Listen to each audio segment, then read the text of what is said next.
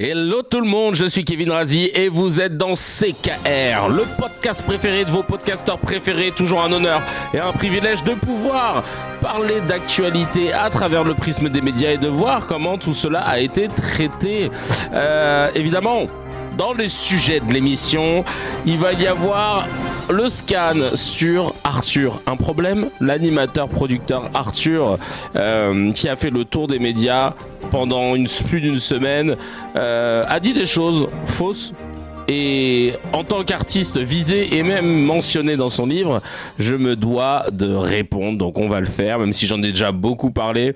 Mais là, c'est parce que enfin, on a collecté toutes les vidéos de ces passages et notamment chez Pascal Pro, parce que oui, évidemment, il va là-bas comme si on allait... voilà, c'est fini, hein, après la dédiabolisation du FNRN, dédiabolisation de CNews, c'est normal d'aller là-bas, c'est super. Et donc on va revenir un peu sur tout ce qui a été dit là-bas, et comment il a évité certains pièges et comment il a réussi à s'en sortir. Et surtout les mensonges qu'il a pu véhiculer. Il y aura aussi pas mal de trucs sur... pas mal de petits bails sur les médias. C'est le mec qui sait même plus ce qu'il fait. Pas mal de... Voilà. Alors, attends.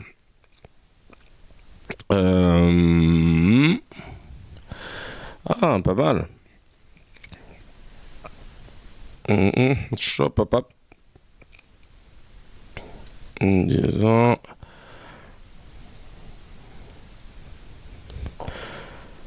Hop, ouais, ça c'est bien. J'ai retrouvé un bon truc là. La vignette, elle va être pas mal.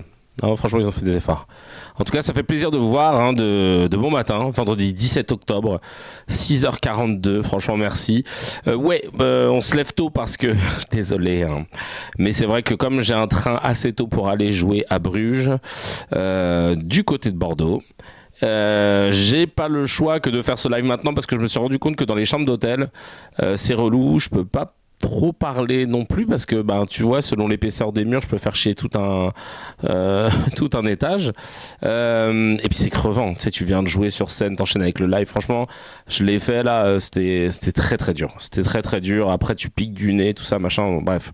Donc je me dis voilà, moi au mieux je veux les faire tôt le matin et je veux faire 4 CKR par semaine, on s'y tient. En tout cas, merci d'être aussi fidèle, de suivre, et n'hésitez pas à donner la force nécessaire parce qu'il en a besoin, ce petit podcast de force. Donc partagez, à essayer de convertir 2 personnes de votre entourage qui ne sont pas déjà sur CKR, qui seraient potentiellement sensibles à ce qu'on y raconte, et si vous voulez soutenir encore plus, évidemment, quand vous commentez, quand vous likez, quand vous vous abonnez, ça c'est un plus, que ce soit sur YouTube, sur Twitch avec les subs et avec le Tipeee. Si vous n'avez pas envie de rentrer dans le game Twitch, le Tipeee c'est très bien aussi. Donc voilà, force à vous, merci pour votre soutien. On commence toujours par les traditionnelles réactions, les petites réactions là qui ont été faites sur le dernier épisode. Alors il y a Charleste qui nous dit bisous de Tahiti. Trop stylé, on est écouté là-bas aussi, ça fait plaisir. On va venir faire un CKR là-bas, Chacal, sache-le. Scalp qui nous dit force à vous pour l'émission en plateau, merci pour le contenu. Merci à toi de soutenir. Et oui, demain c'est l'émission, samedi 18 octobre, la première, le test, le grand test, le grand bain. Pour tout le monde le sait. Là c'est pas un talk show, ça va être un jeu où vous allez jouer. J'ai trop hâte. Si vous n'avez pas pris vos places, allez-y, il en reste encore quelques-unes et franchement on va se taper des barres. J'ai trop hâte de vous voir. Manuel Pedrosa qui dit les mecs sont plus émus par un soi-disant doigt d'honneur que par des massacres d'enfants. Y aurait-il des vrais êtres humains chez les journaleux? Il fait référence à Quotidien qui singe et qui ment clairement face devant leur public en parlant de Mélenchon qui aurait fait un doigt d'honneur à Benjamin Duhamel. Et encore une fois, je le répète pour celles et ceux qui n'avaient pas écouté l'épisode d'hier, je disais si il avait vraiment fait ça, sachant que France Inter c'est pas les copains de la fille et surtout pas de Mélenchon, Duhamel encore moins, et dans l'interview il a vraiment voulu se le faire en plus, Et bien évidemment qu'ils auraient tout fait pour communiquer là-dessus. Or, à ce jour, à 7h, 6h44, vendredi 17 octobre, ils n'ont toujours pas communiqué sur le fait que, en plus ils ont plusieurs angles de caméra ou quoi, hein, normalement, sur le fait que Mélenchon ait bien fait un doigt d'honneur, sachant que, encore une fois, on saute sur cette occasion pour discréditer Mélenchon, évidemment. Donc là, qu'il ne le fasse pas, mais qu'il ne discrédite pas non plus, enfin, qu'il ne le blanchisse pas non plus, ça fait vraiment genre Raymond Domenech, Anelka, Naïsna pour les anciens, quand tout le monde croyait à cause de l'équipe que Nicolas Anelka avait insulté de FDP Raymond Domenech, et genre on apprend 15-20 ans après que c'était faux. Domenech qui dit non, il m'a jamais dit ça et tout. T'as envie de dire, mais Chacal, pendant 15-20 ans, t'as fait quoi alors ? Tu l'as pas gracié de ça. Peut-être parce que t'avais le seum, parce que effectivement ça s'était mal passé entre vous deux, mais genre de pas le dire, non mais c'est une dinguerie quand même.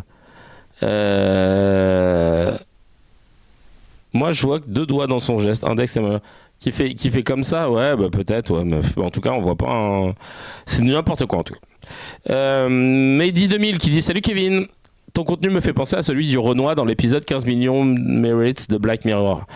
Certes, l'actualité n'est pas ouf en ce moment, mais j'ai du mal à voir l'intérêt d'un tel contenu à part exciter encore plus les gens déjà un peu excités.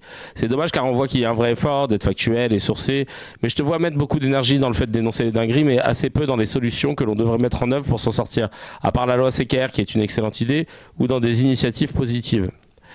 Alors Mehdi, déjà j'espère ne pas finir comme comme lui là, le gars dans l'épisode 15 millions de mérites. Enfin tu me diras, l'acteur est génialissime, c'est celui qui jouait dans Get Out là.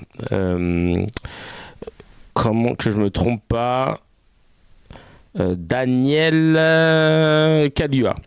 Donc si, j'espère finir comme Daniel Kaluuya. Non, mais plus sérieusement, je comprends ce que tu veux dire, Mehdi. Mais CKR, si tu veux, c'est pas juste un défouloir. Hein. Et il y en a beaucoup qui me reprochaient ça, notamment sur Snapchat, de partager tout le temps des extraits, ça les rendait ouf et tout. Mais c'est une émission pour que les gens aient les outils pour comprendre pourquoi ils sont excités, justement. Et si ça les pousse à construire, voter, créer ou s'engager, alors on aura transformé l'excitation en action, tu vois. Parce que, vraiment, quand je reçois des messages de gens qui me disent... merci pour CKR, grâce à toi j'ai pu expliquer à ma mère qui regarde CNews non-stop tout un tas d'arguments autour par exemple des ultra riches, qu'il faut les taxer alors qu'elle disait non sinon ils vont se barrer, etc. Bah moi qu'il y ait une personne qui m'ait dit que grâce à CKR elle ait pu avoir les arguments pour convaincre sa maman, enfin du moins elle m'a dit, je sais pas si je l'ai convaincu, mais au moins elle a entendu. Et ben pour moi c'est ça l'intérêt de CKR. On n'est pas là juste en train de prendre un bâton et de jouer avec du caca. On donne des informations que peut-être toi t'as l'impression que j'enfonce des portes ouvertes, mais il y a des gens qui découvrent réellement. Et c'est pour ça que je répète tout le temps les arguments. Je prends tout le temps de les répéter parce qu'on le dira jamais assez. Et il y a des gens maintenant qui ne s'informent que à travers CKR. Donc au final, en critiquant le traitement médiatique, on apprend des choses derrière. Et c'est ça le plus important. D'autre part, je me suis toujours dit, tu vois, ce que j'aime, c'est de me donner des outils aux gens, des outils intellectuels, pour pouvoir faire chacun des petites choses dans son champ d'action. On ne sait pas qui nous écoute, on ne sait pas l'impact que ça peut avoir, on ne connaît pas les graines qu'on sème. Et je peux pas faire l'abstraction de ça en me disant bon, je vais les saouler, ça sert à rien et tout. Bah non, en fait, comme tu peux le voir, il y a des gens qui m'envoient des messages en me disant putain mais merci parce que grâce à toi, j'ai pu expliquer ci, j'ai pu faire ça, j'ai décidé de m'inscrire dans ci, j'ai décidé de lancer un mouvement, j'ai décidé de lancer mon podcast. Et en fait, ça crée des initiatives. Il y a des gens qui ont créé des mouvements. Je vous dis pas ça dans le vent, hein, parce que il y a des cracks qui ont ensuite décidé de créer leur podcast où ils parlent d'actualité. Il y en a d'autres qui ont créé un mouvement sur la lutte autour du masculinisme, etc. Alors je dis pas que c'est grâce à CKR, mais ça te donne l'entrain, la force nécessaire de dire ah putain mais en fait on peut faire des choses. Et si chacun fait des petites choses de son côté, au bout d'un moment, ça finit par payer. Donc je peux pas, moi, tu vois, me dire, moi je préfère continuer, tu vois, je préfère constituer une armée d'âmes éclairées qui agira chacun dans son champ d'action que de me dire ça changera rien de toute façon. Parce que c'est facile de dire c'est quoi les actions concrètes. Je te retournerai la question, mais dis, c'est quoi tes actions concrètes, toi, pour essayer de faire changer les choses? À part, tu vois, venir dire que tu penses que ça va pas servir à grand chose. Je pense que c'est important. C'est important et c'est pour ça, en fait, que... Et puis, oui, en plus, il y a des connexions qui se font grâce au Discord, au Telegram, etc. Et vraiment, je me dis, mais oui, c'est qu'une infime partie de ce qui se passe. C'est que là, on décide de se retrouver entre gens de même sensibilité, qui arrivent à voir certaines choses, qui sont engagés sur certains sujets. Et puis de fil en aiguille, demain, tu vois, tu me dis de décret CKR, c'est une très bonne idée, c'est gentil d'ailleurs, mais ça vient d'où ça en fait? Ça vient du fait qu'on est qu'on en a discuté pendant des épisodes et des épisodes avant que ça devienne concret. C'est pas moi qui l'ai sorti de mon chapeau. Et pourquoi cette loi elle existe? Elle existe parce qu'en fait, on en est au 128e épisode aujourd'hui et qu'à force de décrypter les choses et tout, il y a des idées qui pop-up, etc. Donc j'espère que tu comprends que les belles choses prennent du temps et que c'est pas juste tu fais un podcast et bim derrière, au bout de 5 épisodes, tu dois trouver des solutions. Tu dois monter des actions concrètes, machin. Non, ça marche pas comme ça. Ça marche pas comme ça parce que sinon on aurait des arbres de partout et quand t'achètes des graines, le lendemain t'as déjà des fleurs. Ça ne marche pas comme ça. Et les belles choses prennent du temps et c'est important de te le rappeler. C'est un process sur le long cours et il faut l'accepter. Mais jamais de la vie je me dirais, Mehdi, bon ça sert à rien, tant qu'il n'y a pas de truc concret ça sert à rien. Non, parce que chaque chose qu'on fait, même les bides, même les silences, même les erreurs, c'est ça qui nourrit en fait le projet que tu veux lancer. Et c'est vrai qu'en plus ça peaufine la loi CKR d'un épisode à l'autre, exactement. Mais la loi n'aurait jamais été créée si on n'avait pas fait CKR. Donc imagine-toi tous les autres trucs qu'on peut créer. Le mouvement de l'avant-garde dont on parlait. Moi, je suis dégoûté parce que c'est un mouvement qui existe mais qui est d'extrême droite. L'idée que ça se trouve, on va se retrouver avec des cracks en politique à faire des trucs. Ben, tout ça, ça naît de discussions. T'es obligé d'être dans... C'est comme un café philosophique d'échange d'idées, etc. où on se tire vers le haut les uns les autres. Et vraiment, comme le dirait l'autre, pour finir et pour conclure, si vous nous voyez baisser la tête... Ah non, merde, j'ai plus la punchline. Putain, j'allais finir en beauté, je suis dégoûté. Oh là là. Attends, c'est pas grave. Je mets une petite musique, on va oublier. Et d'ailleurs, comme dirait l'autre, si vous nous voyez baisser les bras, coupez-nous la tête. Merci beaucoup. Allez, c'est parti, on passe à la petite news. Alhamdoulilah. Et merci, mon amen, pour ton sub qui fait plaisir. 7e mois, merci beaucoup. Alhamdoulilah, les victimes seront informées lorsque leur agresseur sortira de prison. Je savais pas que c'était pas le cas. Cette nouvelle instruction de Gérald Darmanin entrera en vigueur dès lundi prochain. Le ministre n'a pas précisé si toutes les victimes seraient concernées, mais a déclaré « Il est normal, si vous êtes victime de viol, que vous puissiez savoir quand la personne sortira de prison. » C'est bien comme ça. Comme ça, tu vois, ces victimes d'abus sauront le jour où il sera inquiété, mais bon, c'est pas près d'arriver étant donné que la Cour de cassation a rejeté le pourvoi formé par Sophie Patterson-Spatz qui accuse Gérald Darmanin de l'avoir violé en 2009, rendant définitif le non-lieu rendu en faveur du ministre de l'Intérieur dans cette affaire. Donc on ne peut pas dire qu'il a fait. Voilà, on n'est malheureusement pas enclin à pouvoir le faire, mais on peut et on a le droit de le penser très fort au fond de notre tête. Allez, on passe au mezze. Les petites news à partager entre amis, en famille, avec les collègues. On est vendredi 17 octobre. Il est 6h54, voilà, l'épisode sera en ligne tout à l'heure, donc s'il y a des trucs, vous pourrez le placer à la machine à café, il n'y a pas de souci. Israël vient de tuer Mohamed Al-Halak, un enfant de 11 ans. Ouais, je commence fort. Des soldats israéliens ont ouvert le feu sur un groupe d'enfants qui jouaient au football dans la cour d'une école du village Al-Riya, au sud d'Hébron, en Cisjordanie occupée et non en Judée-Samarie. C'est un article du Monde qui rappelle cette histoire. Ouais, désolé, je commence direct d'entrée, mais ça ne s'arrête pas en fait. Ça ne s'arrête pas. Selon l'agence de presse palestinienne Wafa qui cite un correspondant sur place, les soldats ont ouvert le feu sur un groupe d'enfants qui jouent au football sur le terrain d'une école. Oh, j'espère qu'on aura un peu plus d'infos là-dessus, mais c'est horrible pour ne pas changer. Toons qui nous dit à partir du 1er janvier, alors rien à voir avec le sujet, les candidats à la naturalisation française mais aussi les demandeurs d'une carte de résident ou d'un titre de séjour pluriannuel devront répondre à un nouveau questionnaire à choix multiples QCM. Pendant 45 minutes, ils plancheront sur 40 questions portant sur l'histoire, la culture et la société française. Pour décrocher l'un ou l'autre des sésames, il faut avoir 80% de bonnes réponses. Les candidats ont intérêt à être calés pour passer cette épreuve. Ouais, n'importe quoi. Enfin... c'est pas... Enfin, oui, et t'apprends en fait, voilà, t'apprends par cœur quoi. J'ai vu le QCM, je crois qu'ils vont me retirer ma carte. Ah ouais, tu l'as le QCM ? Ah, je veux bien voir. Ils l'ont fait à des fils de profs et la majorité l'ont raté. Ah ouais ? Attends. Il est où ce fucking test ?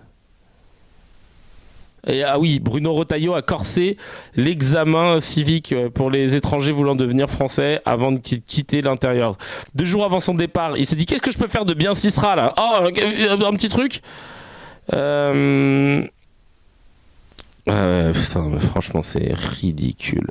C'est ridicule parce que ça, c'est vraiment vouloir renforcer l'accès aux frontières. Eux, ils veulent que des gens... ils veulent que des universitaires, tu sais. Mais ils n'ont pas compris en fait qu'on n'est pas en mesure de pouvoir faire sans immigration dans ce pays. Déjà depuis un grand bout de temps, parce que sinon nos familles ne seraient pas là. Elles ont été appelées et accueillies à bras ouverts parce qu'il y avait besoin de relancer le pays.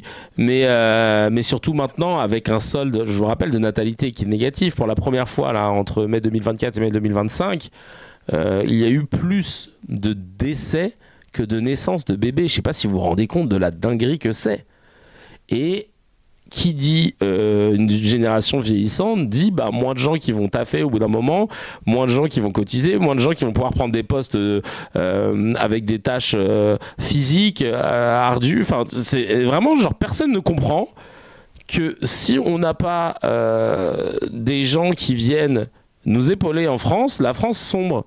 Sont persuadés qu'on peut choisir l'élite de l'élite et c'est suffisant et c'est pas grave si et les gens qui n'ont pas fait d'études on les prend pas et les gens qui ont fait ci on les prend pas. Non, on veut que les médecins et les ingénieurs et c'est très bien et c'est tout. Mais non, ça se passe pas comme ça. Chacal, t'as besoin de tout. Tu vas demander à quoi après le médecin? Tu vas lui dire par contre il y a pas trop de place le poste de médecin il est à 1006 par mois, mais sinon chez Franprix on a besoin là parce qu'il y a plus beaucoup de personnes pour pousser les palettes. Enfin, c'est n'importe quoi. Franchement, ils ont une vision court-termiste qui est affligeante et surtout raciste, qui est limitée par leur xénophobie. Je ne comprends pas. Pour continuer, pour revenir sur Israël, Israël a bombardé le Liban cette nuit. Dédicace.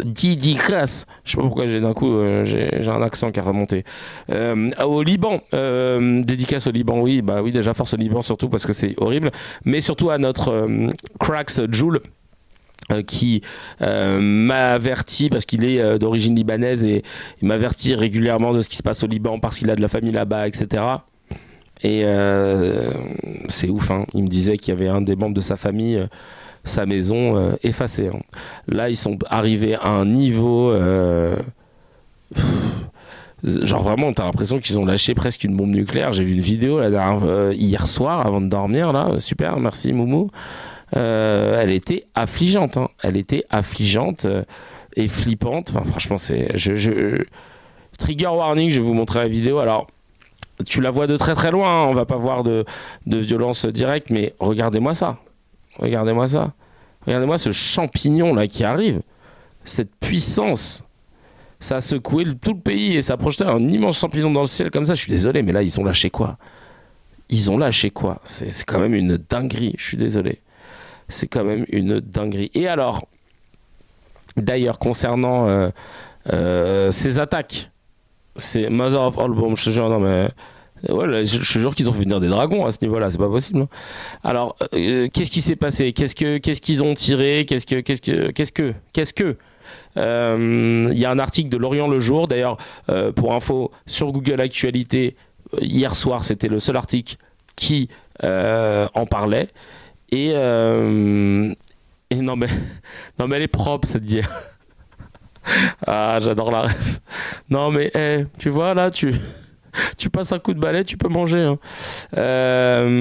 Hop, je vais enlever l'autre là qui nous saoule avec les Back Me My Follower.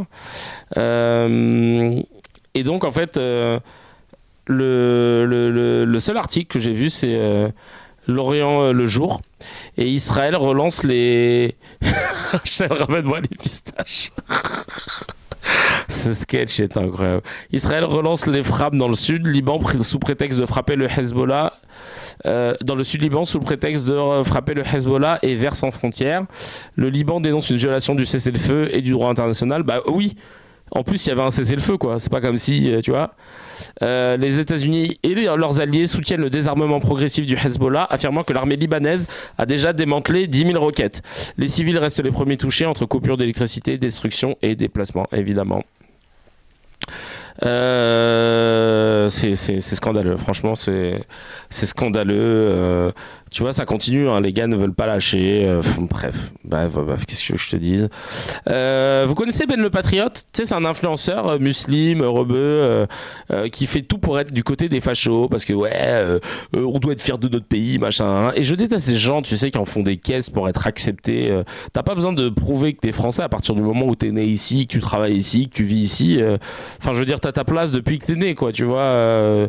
Et que tu respectes les lois de ton pays, j'ai envie de dire, bon bah voilà quoi. Enfin, et Ben le Patriote, il a organisé une manif des Patriotes la semaine dernière. Sauf que, alors très drôle, il était tout content de dire regardez cette France plurielle, machin. Il y avait que des blancs autour de lui et Chacal, tu vois bien que t'es solo là dans ton affaire. Tu vois bien que t'es pas à ta place là, au bout d'un moment. Enfin, si, t'es à ta place en France, mais là, les gens qui sont autour de toi, est-ce qu'ils sont animés par les mêmes raisons et la même définition du patriotisme? Et c'est marrant parce que, bah, du coup, les fachos ne le reconnaissent pas comme un des leurs, quoi. Ils ont pas aimé que. Ben le Patriote, il soit trop visible. Et là, j'ai trouvé ça galerie. Parce qu'en fait, il pense que c'est à cause du nom de son organisation. Ah oui, en fait, ils le reconnaissent pas comme leur. Ils ont dit, ouais, il y a Damien Rieu qui a dit méfiez-vous de Ben le Patriote. Mila, la petite Mila qui dit méfiez-vous de Ben le Patriote. Tout le monde commence à lui retomber dessus, tous les racelards qu'on connaît sur les réseaux, qui ont l'habitude d'être dans cette mouvance-là. Et du coup, lui, dans le déni, regardez, mais il a un syndrome Stockholm. Chacal, t'es un ridicule, frangin. Regarde, il a fait une vidéo où il annonce son départ du mouvement Ben les Patriotes. Mais regardez la raison. J'ai décidé de quitter les Patriotes de la diversité et je vous explique pourquoi. À la base, les Patriotes de la diversité, j'ai adhéré tout de suite parce que ça partait d'un très bon sentiment. On voyait rien de mal, tout se passait bien. Même si je m'étais interrogé et j'avais dit à la présidente Enda Ayari, tu sais, le mot diversité, il y en a peut-être certains qui vont mal le prendre. Les jours se sont écoulés, elle a décidé de laisser le mot diversité dedans.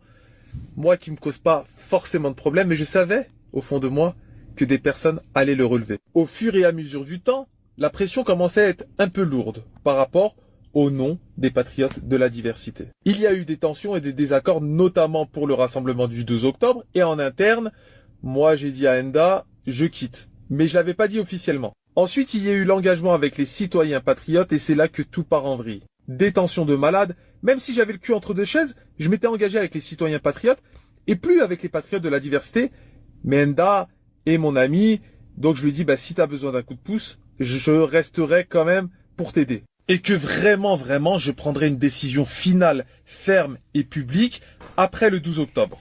Il a fait un communiqué, Zarma, c'était... On s'en fout de son histoire. Et moi, je la raconte en plus, donc je suis le premier responsable. Hein. Mais je veux dire, il se croit tellement important, c'est génial. J'adore les gens quand ils se croient importants comme ça. Tu sais, genre, ils sont là, gros communiqué de presse. On dirait en face de lui, il y a la presse et tout. Et comment il se dédouane du truc patriote. Ah, c'est drôle. Après le 12 octobre, je vous garantis, je m'attendais pas à ça. Je m'attendais pas à autant de haine de la part de nationalistes. Ils n'ont rien de patriote, ce sont des nationalistes. Et je vous conseille de voir la différence entre un patriote et un nationaliste. Ce déferlement de haine, mais je réglerai mes comptes, croyez-moi. Je ne pourrai jamais lâcher l'affaire contre ces gens-là. Mais la vengeance est un plat qui se mange froid. C'est pour ça qu'il est parti. Hein. Il est parti parce qu'en fait, Ben, il s'est fait terminer par tous ses copains, quoi. Non, même si là, il essaye de créer une différence nationaliste et patriote, machin. Chacal, c'était des gens qui te soutenaient jusqu'à ce que tu crois que tu fasses partie de la famille. Parce que si, je sais même pas comment il s'appelle, lui. Mais croyez-moi, il y aura un retour de flamme. Pour moi, de quelle flamme ? Les Patriotes de la Diversité, ça reste une belle association. Et même si les nationalistes ont voulu faire croire que les Patriotes de la Diversité, c'était presque LFI, ce qui me donne d'ailleurs envie de gerber quand j'entends des choses comme ça, je quitte parce que j'ai pris du recul, je quitte parce que j'ai pris le pour et le contre. En ce qui concerne les gens qui ont voulu me salir et qui continuent à dire n'importe quoi sur moi sans avoir les tenants et les aboutissants, sachez que le vent va tourner. Et comme disait le général de Gaulle, il préférait le patriotisme au nationalisme. Le nationalisme divise, tandis que le patriotisme rassemble. Ah, il est en train de lire, c'est pour ça que je me disais, putain, c'est bizarre, il est pas fluide. Ok, d'accord. Ok, Chacal. Je viens de voir un tweet. Ah, c'est drôle. Les bénévoles ne comprennent toujours pas. Comment les fachos te voient quand t'es un arabe intégré. Ah. Ici, ta colonialiste chou, je te jure. Il a rien compris. Non, mais il est risible as fuck. Vraiment. Chercher la reconnaissance d'un xénophobe, c'est accepter de se juger dans le miroir. L'identité cesse alors d'être une réalité vécue pour devenir un verdict extérieur. Rien ne naît d'un regard fermé sauf la honte de s'y refléter. Je comprends jamais pourquoi des personnes pourtant françaises se sentent obligées de se justifier auprès de ceux qui de toute façon ne les considèrent pas comme tels. Si tant est qu'être d'une nationalité soit l'objectif ultime d'une vie, pour beaucoup plus de... c'est la suite. De Français dits de souche, même ceux ayant des origines italiennes, espagnoles, grecques ou portugaises, bref des blancs ethniquement européens, un Français ayant des origines extra-européennes, même après plusieurs générations... Et encore plus s'il a un tant soit peu musulman, ne sera jamais considéré comme pleinement français par ces derniers. Non mais il cherche une validation mais pété, vraiment. Il est ridicule mais bon, c'est comme les apostats, tu vois. Quand tu mets patriote, tu vois que tu fais du buzz, donc il a voulu manger là-dessus. Et ben j'ai envie de te dire, bien fait pour ta gueule, hein, Chacal. Hein. Qu'est-ce que tu veux que je te dise ? Qu'est-ce que t'es allé de te fourvoyer dans un combat qui était perdu d'avance ? Bien fait pour ta gueule. Genre franchement, il apprend. Tu sais, c'est comme les enfants. Tu leur dis arrête de jouer avec les ciseaux, arrête de jouer avec les ciseaux. Tu les enlèves, machin. Un moment, ils se coupent. Tu dis bah voilà, fallait que t'apprennes. Bah là, c'est ce qui s'est passé. Revenir au mouvement des Patriotes pour la diversité, je trouve que c'est une première étape encourageante. Est-ce que par cette seule geste, on peut considérer qu'ils sont d'identité française, d'allégeance française ? Je ne le sais pas, je ne le pense pas. Je pense qu'ils ont aussi, et à commencer par Ben le Patriote qui l'a organisé, ils ont une autre allégeance, hein, et donc voilà. Moi, je crois qu'il faut observer, il faut vérifier tout cela. Donc, pour revenir au mouvement des Patriotes pour la bah merci, ouais, sans prévenir, j'ai même pas fait de trigger warning. Donc voilà, lui, il aime pas le mouvement. Merci à Ossam Boutros Messia, l'Égyptien naturalisé français. Hein. Il y a Deli Fitna qui a dit imaginez vous allez en Chine et dans 10 ans vous seriez là à faire des vidéos pour expliquer ce que c'est d'être chinois. C'est grave drôle. Oh purée de pommes de terre. Oh purée de pommes de terre, mais c'est pas vrai ça. Allez, on continue. Qu'est-ce qu'ils ont dit les autres as là Ah oui, non, il y a Mathieu Bock-Côté, le Québécois. qui ne veut pas d'étrangers en France, mais qui dit que les patriotes de la diversité ne sont pas français. Ah, c'est génial. Qu'est-ce qu'il fout ici, quoi?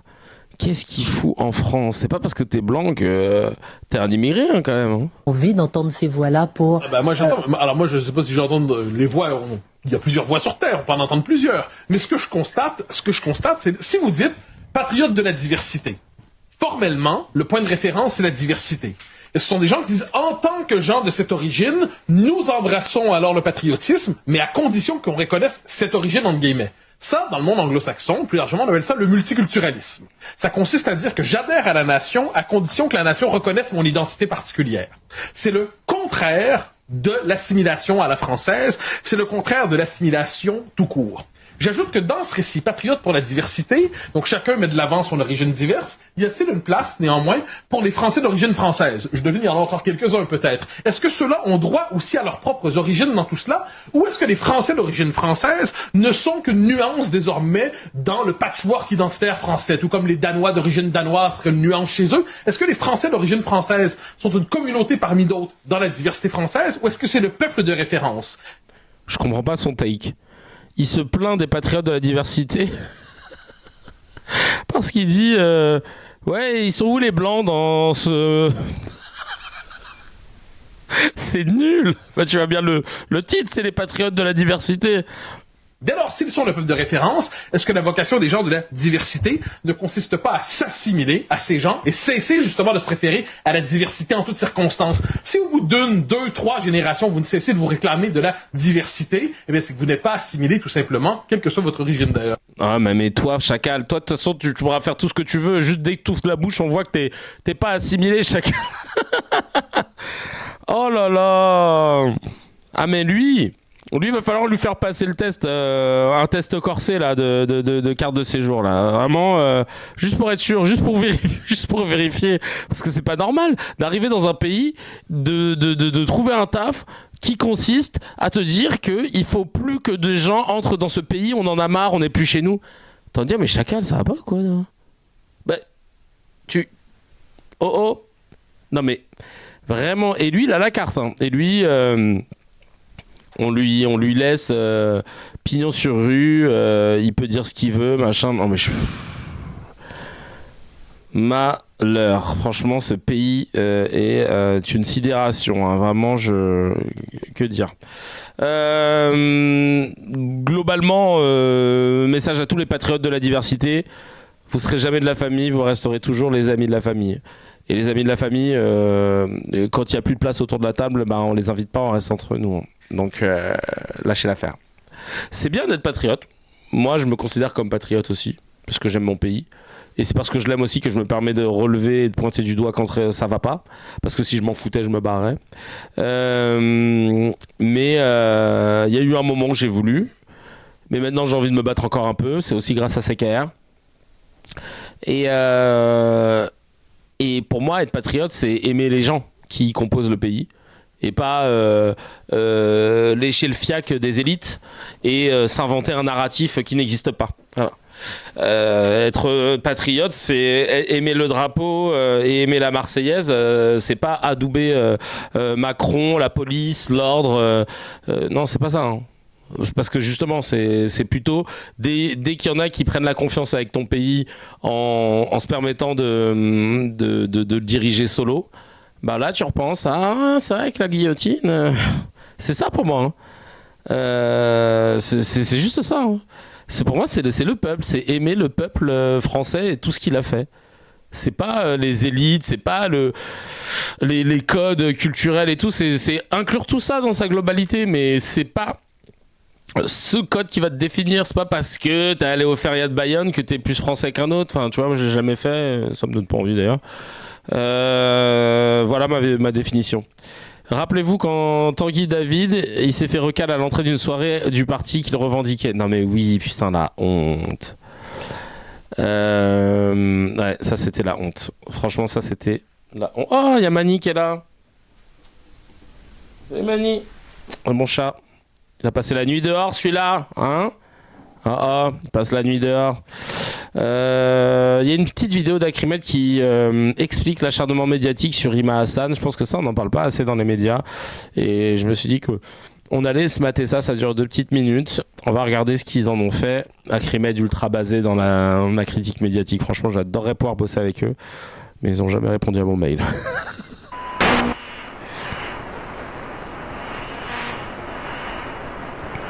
Nous allons revenir sur les zones d'ombre qui entourent le cursus de Rima Hassan, la nouvelle égérie de la France insoumise. La militante franco-palestinienne anti-israélienne, anti-Israël Rima Hassan, l'Algérie de 31 ans avait estimé en novembre dernier que le Hamas menait une action légitime. Et l'animateur Arthur l'avait accusé sur les réseaux sociaux de faire l'apologie du terrorisme du Hamas et d'être une antisémite patentée. Rima Hassan, je le disais dans le sommaire, vous êtes régulièrement accusé d'ambiguïté. J'aimerais qu'on s'y arrête. Et c'est vrai que d'une certaine manière, on peut dire que Rima Hassan cultive une certaine ambiguïté. N'y a-t-il pas une ambiguïté quand on reprend les slogans du Hamas? Elle suscite beaucoup de polémiques. On l'a dit, proche des idées du Hamas. C'est pas vrai. On explique qu'elle serait farouchement opposée. Je finis ma question, pardonnez-moi. Okay. On l'a dit proche. Vous avez vu cette technique journalistique là qu'on a en France d'utiliser le mot proche. Alors c'est la technique préférée de Caroline Forest. Hein. On peut appeler cette technique-là la technique du tellement proche. Quand pour discréditer Rima Hassan, elle avait dit, je rappelle qu'elle est proche d'un influenceur algérien qui serait proche du régime. T'as envie de dire, mais c'est quoi ton truc là d'affiliation? Je rappelle que elle était proche parce qu'elle était à moins de 500 mètres à peu près d'une personne qui était proche du jardinier d'un proche de Kadhafi. Donc voilà, c'est pour vous dire que traîne pas avec des gens, voilà, hein, faut se méfier des gens avec qui elle traîne. Non mais vraiment, cette technique du tellement proche, elle est incroyable. Et puis après vous prenez tout ce que vous voulez, mais je vais essayer. Non, je vais les noter. J'ai dit on l'a dit, j'ai pas dit que je la disais, j'ai dit on l'a dit, proche des idées du Hamas. À la question trouvée. En plus, c'est une espèce de conditionnel on l'a dit proche, mais qui a dit basé sur quel truc? Et en fait, c'est ça qui est discréditant dans le journalisme français. Quand on a qui, comme Forest, qui se permettent de dire, il semblerait qu'elle serait proche du conditionnel, du proche de quelqu'un qui est proche de quelqu'un que tu juges infréquentable. Parce qu'elle a dit le régime algérien. Tu sais, d'un coup, là, c'est plus le gouvernement algérien, c'est le régime algérien. Ça me vénère ces techniques parce que tu passes pour quelqu'un de basé intellectuellement, qui dit des trucs incroyables, qui a des arguments, qui a des faits, mais t'as même pas besoin de gratter pour te dire, mais attendez, les faits, ils sont où? Les études, les sources, c'est comment ça se passe? Ah bah y a pas, tiens, c'est marrant. Quelques jours, peu de temps après les massacres du 7 octobre, trouvez-vous l'action du Hamas légitime? Elle a répondu oui. Je trouve l'action du Hamas légitime. Là, effectivement, du point de vue de l'apologie de terrorisme, ça se posera. Je ne vais pas ici ce matin remettre en cause son combat, ni qualifier les termes qu'elle emploie, mais ce climat me fait penser à mes 5 années de couverture du FN devenu RN. Quand je discutais avec Jordan Bardella, alors simple militant, son discours attire spontanément. Vous savez que le jour où la CIJ, je me permets, va tamponner et acter officiellement qu'il y a bien eu un génocide à Gaza, toutes les personnes qui en France ont dit est-ce que l'action du gouvernement israélien et de Netanyahou était légitime parce que c'était une défense face au massacre du 7 octobre, on pourra officiellement, et qui ont répondu oui, on pourra porter plainte contre eux pour apologie au génocide. Et attends, je vais regarder. Juste vite fait, je regarde. C'est quoi les conséquences? Hop. J'attends ça avec. Quelles sont les conséquences pénales pour de l'apologie au génocide? Je vais me faire un plaisir d'attaquer tout le monde, Chacal. On va créer là, pour le coup, pour rebondir au commentaire du début, le Mehdi. La Cuenta, depuis le temps qu'on bosse dessus, Chacal, quand on va commencer à monter la commission et qu'on va commencer à attaquer point par point toutes les personnes qui ont fait de l'apologie au génocide, j'espère que là tu seras là pour nous dire ah oui d'accord, je comprends ce que CKR a fait, Chacal. Liberté de la presse du 29 juillet 1881, article 24 alinéa 5, seront punis ceux qui auront publiquement fait l'apologie des crimes de guerre, des crimes contre l'humanité et des crimes de crimes de guerre on a déjà en plus. et des crimes de délit et de collaboration avec l'ennemi. Ah bah collaboration avec l'ennemi, ça, entre les Ferrari, les Yadan, les Habib qui récupèrent, ou Barbara Lefebvre qui répètent les arguments et les éléments de langage d'une force étrangère, à savoir Israël, franchement. Et selon la loi Guesso, est puni quiconque conteste l'existence d'un ou plusieurs crimes contre l'humanité. Ah mais tels qu'ils sont reconnus par le tribunal international comme Nuremberg. Parce que crime contre l'humanité, il a déjà son mandat, Netanyahou. L'apologie du génocide est donc comprise dans l'apologie des crimes contre l'humanité au sens large. Ah, les coiffeurs vont avoir du taf. Donc, peine maximale, 5 ans d'emprisonnement. On va essayer de demander plus. 45 000 € d'amende. Aggravement possible si les propos sont tenus via un média ou un réseau social public, dans un cadre de diffusion de masse, ou par une personne dépositaire d'une fonction publique. Les peines peuvent être alourdies avec des peines complémentaires. Interdiction d'exercer, inéligibilité. Chacun. Interdiction des droits civiques, interdiction d'exercer certaines fonctions publiques, fermeture d'un lieu ou d'un média ayant permis la diffusion dans les cas extrêmes. Oh lolo lolo lolo, mais la cuenta elle va être salée en fait, on a déjà tout. Oh purée de pommes de terre. Et attention, différence à ne pas confondre. Apologie justifiée, présentée favorablement à un crime, c'est 5 ans de prison, 45 000 € d'amende. Provocation, inciter à commettre un crime, ça c'est pour les Nili, Kupfer, Naori, tout ça, ou même Barbara Lefebvre, 5 ans plus 45 000 € d'amende. Inch'Allah, on peut réunir les deux. Négationnisme, contester l'existence d'un génocide ou d'un crime contre l'humanité reconnu par la justice, 1 an plus 45 000 €. Oh. Aïe, aïe, aïe, aïe, aïe, aïe, aïe. Comment on va préparer notre petite cuenta? Ouïe, ouïe, ouïe. Oh, oh purée de pommes de terre, mais c'est pas vrai ça. Oh putain, ça c'est... Eh ben franchement, Mehdi, j'espère que t'écoutes. Bon, maintenant il faut que quelqu'un prenne nos plaintes et qu'on juge bien, s'occupe du cas. Voilà. Ah ouais. Où il y a une brôle privée, Gérard Darmon, Bernard-Henri Lévy, Raphaël Antoven.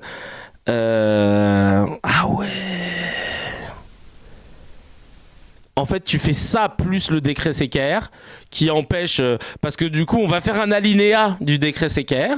Si tu as été condamné, tu ne peux pas prendre la parole si tu as été condamné pour tes propos, tu ne peux pas prendre la parole pour de l'incitation à la haine, etc.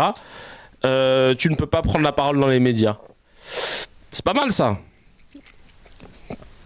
Ouais, mais là, faut pas trouver un avocat, faut trouver des avocats. C'est plusieurs avocats, faut que ce soit, tu sais, vraiment comment on appelle ça, c'est l'hydre à plusieurs têtes. Là, quand tu coupes une tête, il y en a une qui... En fait, faut pas qu'il y ait une personnalité qui porte ce truc-là. Moi-même, tu vois, j'ai pas besoin d'ego, de me dire ouais, c'est Kevin Razi, la Cuenta, machin. Moi, je lance le mouvement, mais en fait, la Cuenta, c'est nous tous. Parce que si jamais il m'arrive quelque chose, ou il t'arrive quelque chose, ou machin, le truc, il doit continuer. C'est-à-dire que, et je m'étais dit ça en plus, que vraiment, même dans les interventions télé, si demain on devait intervenir, voilà, c'est la commission de la Cuenta, ça c'est un mouvement populaire qui s'est créé, et il faudrait qu'il y ait une vingtaine, comme la fille en somme, de gens ultra basés sur le sujet, ultra calés, qui puissent défendre et expliquer ce qu'on fait, et que même si demain il se passe quelque chose, quoi qu'il arrive, t'as toujours hop, ah non mais t'inquiète, moi je maîtrise le sujet, non mais t'inquiète, moi je maîtrise le sujet. Et c'est vraiment ça qu'il faut. C'est pour ça qu'il faut une armée de gens qui sont tous au même niveau d'information, au même niveau de formation, parce que c'est pas facile, hein. Bah après ça on apprendra à parler dans les médias, etc., pas se faire déstabiliser bêtement et tout, parce que c'est tout un art, hein. En face, tu le vois, hein, vous voyez, on parle que de ça ici d'ailleurs. Bref, oh là là, mais ça m'a mis en joie. Ça m'a mis en joie. En tout cas, s'il y a des avocats qui sont concernés, donc là, c'est quoi? C'est du droit quoi? Ça, c'est du droit pénal. Hein. Moi, j'en connais en plus un peu. Hein. Et contactez-nous là sur contact@razi.fr, voir ce qu'on peut faire et tout. Mais ça m'a mis. Oh, je suis content, dit. Oh, je suis ravi. Allez, on finit la vidéo. certains de ceux qui veulent voir les Arabes dehors ou en prison. Bien, je pense malheureusement que c'est un peu pareil avec Rima Hassan, militante engagée et sincère, pour qui, spontanément, certains de ceux qui veulent voir des Juifs dehors vont voter. Jordan Bardella se défend d'être raciste, Rima Hassan se défend d'être antisémite, mais leurs propos, leurs sous-entendus alimentent les fractures françaises. Depuis plusieurs mois, le coup de projecteur des médias dominants sur Rima Hassan est l'occasion sans cesse renouvelée de démultiplier mensonges, calomnies et partis pris. Des journalistes ne se rappellent pas son nom, mais ils en sont sûrs, il est lié à des polémiques. Ils n'écoutent pas ce qu'elle dit tant il se passe le mot, ses positions sont controversées. Ils déforment volontairement ses propos car ils le savent, elle ne dit pas tout. Un confusionnisme volontaire et un discrédit d'ambiance entretenu jour après jour, au mépris de la déontologie élémentaire censée prévaloir dans ce métier. C'est un truc de ouf, hein. C'est un truc de ouf, cet acharnement. C'est mais là je suis sur le truc que je viens de lire là, ah ouais. Ah mais trop hâte. Allez, on va passer. Là, il y avait un peu trop une bonne ambiance. On va regarder Sophia Aram et son nouveau banger. Vous vous rappelez, hein, chaque semaine, on joue à un jeu qui s'appelle Où est la vanne, où on doit regarder la chronique hebdomadaire de Sophia Aram dans Le Point et essayer de trouver la vanne. Pour l'instant, personne n'a réussi à gagner. Donc, c'est quand même un jeu assez corsé. C'est-à-dire qu'avant, je faisais le qui imite Canteloup, c'est-à-dire qu'on écoutait Canteloup, on devait pas regarder et on devait deviner qui l'imitait, c'était super dur. Alors là, trouver la vanne, je peux te dire que waouh, là on passe un cran au-dessus. Au royaume des aveugles, les borgnes n'ont qu'un œil. J'adore cette reformulation qu'on attribue à Borges. Ah si, c'est peut-être ça, hein. C'est peut-être quand elle a fait un clin d'œil là. Des aveugles, les borgnes n'ont qu'un œil. J'adore cette reformulation qu'on attribue à Borges. Mais est-ce que vous avez remarqué le nombre d'expressions qu'il existe dans la langue française pour exprimer le fait de refuser de voir, de nier les faits, d'avoir des œillères, de se voiler la face, de faire l'autruche? C'est une chronique n'est pas nécessairement drôle. Oui, mais comme elle est vendue comme étant humoriste, Molière de l'humour, etc. Chacal, voilà. C'est comme si demain, moi, je me mettais à faire une chronique et qu'il y avait zéro vanne à chaque fois. Au bout d'un moment, tu dis, bah, Kevin, à la base, surtout que là, tu vois bien qu'elle prend un ton. Donc, t'es malhonnête, Shadok. Mais de base, oui, t'as raison. Une chronique, c'est censé être drôle. Enfin, une chronique, c'est pas censé être drôle, pardon. Au royaume des aveugles, les borgnes n'ont qu'un œil. J'adore cette reformulation qu'on attribue à Borges. Mais est-ce que vous avez remarqué le nombre d'expressions qu'il existe dans la langue française pour exprimer le fait de refuser de voir, de nier les faits, d'avoir des œillères, de se voiler la face, de faire l'autruche, etc., etc. Cette semaine, dans Le Point, je reviens sur un aveuglement très précis. Celui qui, depuis des années, nous empêche de voir, de nommer nos ennemis et de les combattre. Et en ce mois d'octobre, où nous commémorons les attentats du 7 octobre, l'assassinat de Dominique Bernard et de Samuel Paty, je me dis qu'il serait peut-être temps d'ouvrir les yeux et de faire le lien entre ces événements. Parce que, depuis le temps qu'on le répète, on va finir par se demander si en plus d'être aveugle, nous ne serions pas aussi complètement sourds. Ah, c'est tout là? Ah, le bâtard! 42 secondes! Attends, mais c'est pas possible, parce qu'elle était en train de dire... Elle te dit, dans cet aveuglement général, là, quand le 7 octobre, on commémore le massacre du 7 octobre, Samuel Paty et Dominique Bernard, bah du coup, elle a fait ça. Non mais elle est payée pour genre juste, elle a lancé le sujet et au moment où je me suis dit bah tiens, bah fais-nous le lien entre le massacre du 7 octobre, Samuel Paty, Dominique Bernard, vas-y, va, enfonce-toi, elle s'arrête là. Non, c'était juste une intro. Non mais je pense que c'était l'intro. Je pense que c'était le teaser. Entre ces événements. Parce que, depuis le temps qu'on le répète, on va finir par se demander si en plus d'être aveugle, nous ne serions pas aussi complètement sourds. Attends, j'ai essayé de chercher la chronique sur le point .fr. Il doit y avoir la version longue là, parce que tu peux pas dire qu'elle a fait un braquage comme ça. C'est-à-dire que maintenant elle se prend même plus la tête. De base, elle écrivait plus de vannes parce que flemme, parce que c'est pas son métier apparemment en tant qu'humoriste et Molière de l'humour. Mais en plus de ça, là, il y a même pas un angle. Enfin, si, mais il y a même pas, tu sais, un un trait d'esprit, un truc, genre de... Tu peux pas juste dire... Non mais frère, attends, c'est du n'importe quoi. Et genre le Point il paye. La vie de ma mère, j'ai postulé au Point moi. Si c'est pour faire des intros. si je suis sur raisonnement, elle est arabe. Les Arabes ne seraient... Attends, elle est arabe, ne serait-elle pas impliquée dans des attentats? Ah bah oui, non mais c'est son remboursement, trop d'émotions avec cette zik. Non mais c'est... Je pense que la zik c'était pas prévu, c'était genre vraiment... le monteur il s'est dit, franchement je suis au bout de ma life. Tu vois. Attends. Bah y a pas là, vidéo. Ah voilà, aveuglement collectif. Je suis sûr qu'elle fait plus... Dans sa dernière chronique, Sophia Aram dénonce notre aveuglement collectif qui nous empêche de nommer nos ennemis et les combattre. À l'occasion des commémorations du 7 octobre et des assassinats de Dominique Bernard et de Samuel Paty, elle appelle à faire le lien entre ces événements. Bah en fait, littéralement, le résumé de sa chronique, c'est sa chronique. Ah attends, il y a une version longue.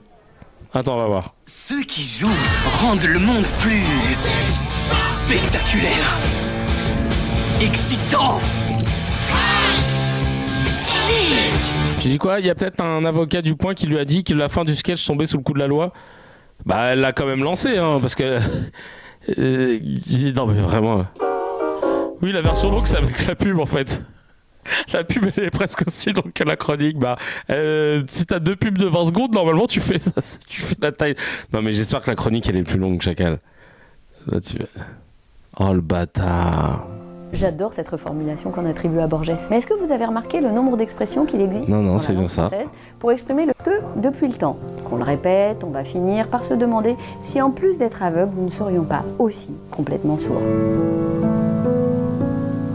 Non, mais j'arrive pas à croire. Non, là c'est plus long parce qu'il y a le carton jaune, rouge. Waouh.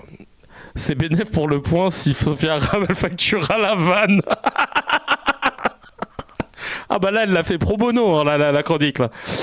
Oh non, c'est pas possible. C'est pas possible de faire ça. Le braquage. Elle a fait une ébauche de quelque chose qui ne va nulle part. Je pensais qu'elle allait nous expliquer le lien entre Samuel Paty, 7 octobre et Dominique Bernard. Je dis bah vas-y, va au bout de ton truc, assume ce que tu veux sous-entendre. Tu vois? Assume ce que tu veux sous-entendre parce que ça se trouve, j'ose espérer que j'ai pas du tout trouvé le lien et que tu vas pas nous dire que c'est l'islam, point. Et que tu as la capacité de pouvoir faire des nuances et démêler les cartes. Mais non, c'est-à-dire qu'elle prend un billet du Point, les points qui sont les plus gros. Le Point, c'est le plus gros pigeon du siècle. Je sais pas combien elle prend pour cette chronique, mais c'est un braquage. Et la go n'a même pas tenté une vanne ou un argument pour expliquer quelque chose. C'est comme si là, tu vois, je te disais, y a plein d'expressions en France pour nous dire que quand quelqu'un va aller aux toilettes, hein, j'ai le cigare au bout du bec, que je dois libérer Mandela. Mais personne ne fait le lien entre le 11 septembre, le 12 juillet 98 et Love is Blind France. Ping, ping, ping, ping. Non mais frère, vraiment c'était ça là.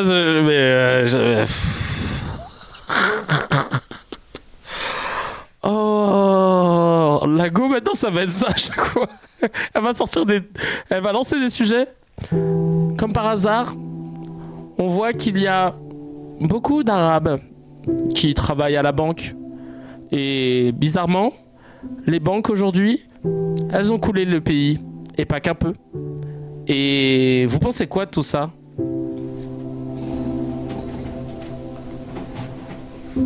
Ah non mais ouais, j'ai été plus long qu'elle là, hein, j'avoue. Oh là là là là. Elzan sur Telegram qui dit « Je suis triste de sa nullité ». Imran qui dit elle a une haine de l'islam. Allez, dites-le nous qu'il faut combattre l'islam clairement. Dites-nous quelles sont vos mesures. Mickey qui dit j'insiste, elle est vraiment gênante. Marie-Lise, j'arrive même pas à percevoir le message qu'elle essaie de faire passer. Elle colle parfaitement à l'expression parler pour ne rien dire. Mais ouais, non mais là c'est chaud. C'est vraiment chaud hein. C'est vraiment chaud. Caroline Yadan, tiens on va passer. Oh, parce que c'est mieux. La doublure de Meilleur Habib vient nous expliquer son nouveau projet législatif. Je vous laisse regarder ce qu'a dit la députée des Français à l'étranger, hein, même si évidemment elle a oublié qu'elle représentait pas que Israël à l'étranger. Enfin, c'est un truc de ouf. Jamais, au grand jamais, on n'aurait pu penser vivre ce que nous sommes en train de vivre. Les plus jamais ça, on y croyait en fait, surtout ma génération. On était persuadés que ça ne reviendrait pas. Ce déferlement, cette flambée, cette haine exacerbée et désinhibée, c'est quelque chose qu'on a même du mal à croire quotidiennement. Et donc c'est mon combat. J'ai beaucoup travaillé sur un projet législatif qui a été mis en forme, que j'ai déjà soumis au Conseil d'État et qui n'attend plus qu'à être examiné à l'Assemblée nationale, qui a 3 volets. Le premier volet, c'est le renforcement de la lutte contre l'apologie du terrorisme. Le deuxième axe qui est essentiel, c'est tout ce qui concerne l'appel à la destruction d'un État. Aucun État au monde n'est appelé à la destruction lorsqu'on critique son gouvernement à part Israël, parce que on touche là même au fondement de ce que représente aujourd'hui la haine des Juifs en France et dans le monde. Israël n'est qu'un prétexte, c'est une forme renouvelée d'antisémitisme. Puis le troisième axe, c'est le renforcement de la loi Guesso, c'est-à-dire tout ce qui est la comparaison avec la Shoah et avec le nazisme. Je n'ai pas compris. Là. En fait, elle veut faire une loi sur mesure qui arrange que sa double nationalité, quoi. Mais elle s'en fout du reste. Mais c'est interdit d'être aussi spécifique normalement dans une loi. Tu peux interdire la haine, mais pas spécifiquement une haine contre une communauté et encore moins contre un pays. Surtout si ce pays commet un génocide. Surtout si ce pays a un Premier ministre qui a un mandat d'arrêt pour crimes de guerre et crimes contre l'humanité. Donc là, t'es en train de me dire, donc on n'a plus le droit de dire que... Non mais vas-y, toi. Non mais et ça reste au gouvernement. Genre ça, nos impôts, ils payent pour une source d'influence étrangère dans notre hémicycle. Elle est censée représenter les Français qui vivent à l'étranger, mais de plusieurs pays différents. Pas que d'Israël. Genre, on sait même plus si c'est la Knesset ou si c'est l'Assemblée nationale. Même elle, parfois, elle se trompe quand elle arrive à l'Assemblée nationale. Oh, mince, je me suis trompé de badge. Pardon, excusez-moi, ça marchait pas. Non, mais c'est un truc de ouf. C'est un truc de ouf. Vraiment, comment cette mascarade peut se passer dans le plus grand des calmes, et ça nous casse les pieds avec l'entrisme islamisme qui est clairement résiduel, et ça c'est pas moi qui le dis, c'est justement le rapport que Retailleau a voulu booster à fond. Le mec il a boosté un rapport en parlant, mais je crois qu'il l'avait pas lu, parce que tous les journalistes après qui mettent le nez dedans, ou même les lambda, parce que j'en parlais avec mon pote le polytaquin que j'embrasse, qui me disait, tu te rends compte, on se retrouve là nous à lire des rapports de 60 pages comme si on avait que ça à foutre, parce qu'on n'a pas confiance aux médias. Et puis tu vois bien les médias, la plupart de ceux qui ont vraiment mis le nez dedans, que ce soit les politiques ou que ce soit des médias, qui disent, des journalistes qui disent, ah mais en fait à la fin on comprend que il y a pas trop de menaces islamistes, d'entrisme islamiste, de fréristes, mais que oui il faut faire attention. Voilà, merci hein. Allez, au revoir. Par contre ça, l'entrisme sioniste dans le gouvernement, avec des yadans, avec même beaucoup de monde, hein, pas que des yadans, mais et même dans regardez, et là je vais vous montrer une vidéo de Nathalie Saint-Cric de France Info, qui je le rappelle est directrice des rédactions nationales de France Télévisions. Pour moi, c'est démission directe. Regardez, elle arrive, elle anime un truc au CRIF qui est un lobby. Le Conseil représentatif des institutions juives de France, c'est un lobby. C'est pas interdit d'avoir un lobby, mais là, c'est un lobby qui représente une communauté et surtout, ça encore une fois, c'est pas interdit, mais qui n'a jamais été contre la politique de Netanyahou. Bien au contraire, ils sont toujours en train d'essayer de le blanchir. Et elle va là-bas. Oh, franchement. Merci de m'avoir, non pas choisi, mais de m'avoir proposé de venir ici avec vous, parce que de toute façon j'y aurais été en pensée, en parole, peut-être pas en chair et en os, surtout en chair. Je n'exclus pas la possibilité d'être obligé de partir tout d'un coup à cause du gouvernement. Je crois qu'il y a certaines personnes dans la salle qui comprendront. Mais je voulais être là de toute façon même pour lancer le début. Je voulais quand même savoir du côté de mes deux amis, est-ce que vous vous doutez? Je crois que ça va finir en décret CKR, ça aussi. Hein. Les médias qui viennent faire des ménages, alors faire des ménages, c'est faire des interventions comme ça, alors soit pour des entreprises ou soit pour voilà, où t'es payé bien comme il faut pour animer des trucs et tout. Mais je pense que ça. quand vous avez appris, quand vous avez vu les conséquences que ça aurait été. Valérie Saint-Cric. C'est pas Nathalie Saint-Cric? J'ai dit Nathalie Saint-Cric. Un pour les problème. Français. Tout à l'heure, quelqu'un parlait de fracture française. Je ne sais pas si c'est le terme qui est employé. Et pour vous, et pour le monde des idées, cette espèce de retournement qui fait qu'on a parlé du 7 octobre le 7 et que dès le 8-9, on parlait d'autre chose. Enfin, assez Ah bon? vite d'autre chose. Dès le 7 octobre 2023, on a parlé du 7 octobre, mais le 8-9, on a parlé d'autre chose. Et toi, t'es directrice régionale de France Info. Mais tu regardais quelle télé, toi? C'est sûr que si tu regardes Sister et Gulli, c'est effectivement, ils n'ont pas parlé du 7 octobre dès le 8. Non mais sans déconner. Non mais ça fait 2 ans qu'on en parle, Chacal. Tu oses nous dire on est passé à autre chose? Non mais...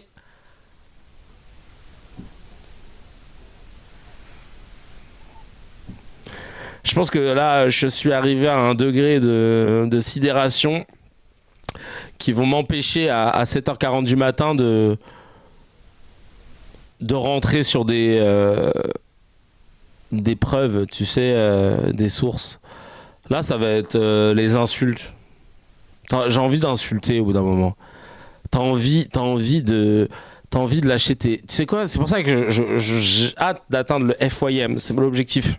Le fuck you money, vous connaissez ce principe? Le fuck you money, c'est le montant que tu estimes devoir gagner pour être sûr de pouvoir dire fuck you à n'importe qui, que ce soit une personne ou une institution, sans qu'il puisse y avoir de conséquences sur ta vie. Le jour où on atteint le FYM, alors là, je peux te dire que j'ai fait une chaîne YouTube, d'ailleurs c'est le showrunner qui a eu cette idée très drôle, une chaîne YouTube qui s'appelle NTM. Et chaque jour, tu lis une liste de noms et tu les insultes. Et voilà. J'espère que vous avez aimé ce contenu. Merci. On se retrouve demain pour une prochaine vidéo. Simple, tranquille, pas de... Avec aussi la nécessité, puisque vous parlez dans un monde de communication, qui on peut le déplorer, on peut le trouver souhaitable, on s'en fiche, qu'il y ait du côté d'Israël une espèce de, comment dire, ou un renoncement ou une inaptitude à comprendre un certain nombre de choses, c'est-à-dire qu'on parle à des gens qui ne savent pas, forcément qui ne comprennent pas l'histoire ou qui ont décidé de ne pas le comprendre. Non? C'est un point de vue purement personnel. Mais on avait dit qu'on arrêtait. Laisse les mots de la fin, on avait dit qu'on arrêtait. Parce que j'ai raté le gouvernement, autant qu'on va faire une minute de plus. Excuse-nous l'humoriste. Poulet? Non?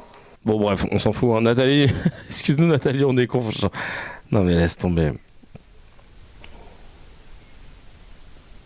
Je crois que tu peux dire certains estiment que, puis tu enchaînes les insultes.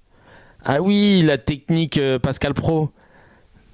Qui, quand il... ouais, c'est vrai. C'est vrai, ça. Quand il parlait des insultes des musiques de rap sur Bardella. Je baise la mère à Bardella. Je baise la mère à Bardella. C'est ce qui est dit dans la chanson. Je le répète parce que je suis sidéré. Je baise la mère à Bardella. Je ne sais pas si vous vous rendez compte de la violence de ce terme. Je baise la mère, la génitrice qui l'a élevée. Je baise la mère à Bardella. Vous vous rendez compte? C'est ce qui a été dit dans la chanson. Ah, j'avoue, c'est une bonne technique. Il a assouvi un fantasme en le disant 10 fois. Non mais je te jure. Il rêvait d'être son daron, quoi. T'as envie de dire, cousin, là, calme-toi. On a entendu la chanson. Hein. Ah, purée de pommes de terre, il était incroyable. Hein. Non, c'est vrai. Matignon nous avait d'ailleurs promis. Ah oui, pardon. Oula, j'ai lancé la vidéo trop vite. Vous vous rappelez quand BFM, on disait que c'était la technique de je pose la question? Ah oui, putain, on va faire une... Bah voilà. On va faire ça. On va faire un truc qui s'appelle... Je pose la question. Après, tout le monde le sait, la nouvelle émission, je pose la question.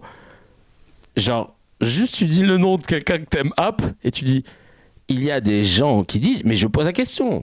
Il y a des gens qui disent ça, tout le monde le dit dans la rue, partout je l'entends, les gens qui m'arrêtent dans la rue, ils me disent, est-ce que Raphaël Enthoven, non mais les gens me posent la question. Moi je ne suis que le triste relais de la parole des Français. Mais les gens se posent la question, est-ce que Raphaël Enthoven, et encore une fois, c'est une question que les gens me posent, moi je ne suis que le modérateur que je suis, ne peut que faire part de ce qui est dit. J'ai pas la suite encore. En tout cas, Blast FM. On disait souvent que BFM c'était ils commençaient à devenir basés, genre Blast FM et tout machin.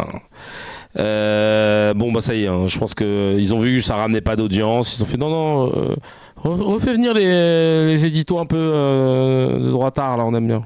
Non, c'est vrai. Matignon nous avait d'ailleurs promis, je cite, un discours de droite sociale. Or, on a eu un discours de gauche socialiste, le tout, et c'est un comble, avec la bénédiction de la droite républicaine de Laurent Wauquiez. Il fallait presque se pincer pour y croire. En fait, ce que l'on a vu apparaître à l'Assemblée, c'est une sorte de grande chaîne humaine, de LR jusqu'au PS, en passant par Renaissance et le Modem. Autrement dit, ce que les Le Pen, père et fille, ont toujours appelé l'UMPS, un grand espace central qui ne s'entend sur rien d'autre que les reniements et les renoncements pour conserver le pouvoir aussi longtemps que possible. Et qu'importe le blocage institutionnel qui nous paralyse, le retour aux urnes attendra que l'Élysée le décide ou pas. Qu'importe aussi l'ensauvagement qui menace la sécurité du quotidien. Le retour de l'ordre attendra que l'on ait le courage de s'y attaquer. L'ensauvagement, là déjà ça y est. Au début je me disais ah merde, peut-être je me suis trompé de vidéo. Non, c'est bien ça. Ou non, qu'importe encore l'état gravissime de nos comptes publics, la réduction des dépenses attendra un budget qui ne viendra jamais. Et qu'importe enfin la quasi-faillite de notre système de retraite, le report de l'âge attendra lui aussi. On ne sait pas quoi, mais il l'attendra. Vaste programme donc que celui qui consiste à ne rien faire. C'est le prix, paraît-il, de la sacro-sainte stabilité dont le camp de la raison a le monopole pour le meilleur et désormais pour le pire. Je voudrais quand même vous faire remarquer qu'à part vous, cher Arthur, regardez notre sondage, les Français, en assez grande majorité, 67%, approuvent cette suspension de la réforme des retraites. Vous avez raison, et c'est d'ailleurs l'un des arguments invoqués par l'exécutif. Mais souvenez-vous justement des grands discours et des grandes promesses d'Emmanuel Macron en 2022, quand ce président brillamment élu et réélu nous jurait la main sur le cœur que l'impossibilité de se représenter pour un troisième mandat... Ah oui, éditorialiste déjà, donc ok. Ça veut dire je donne des infos sorties de mon fiac la plupart du temps. Et Figaro. Allait précisément le libérer et lui permettre d'assumer des réformes courageuses sans craindre l'impopularité. Souvenez-vous de ce chef de l'État conquérant avec qui on allait voir ce qu'on allait voir, celui qui devait moderniser et transformer ce vieux pays de Gaulois réfractaires, un pays qu'il se faisait fort de remettre en marche. Oh, ça m'a saoulé, c'est bon. Oh, j'ai pas grand-chose à dire non plus. Mais je voulais juste dire que voilà, ils étaient redevenus de droite. Allez, on passe au scan de Razi.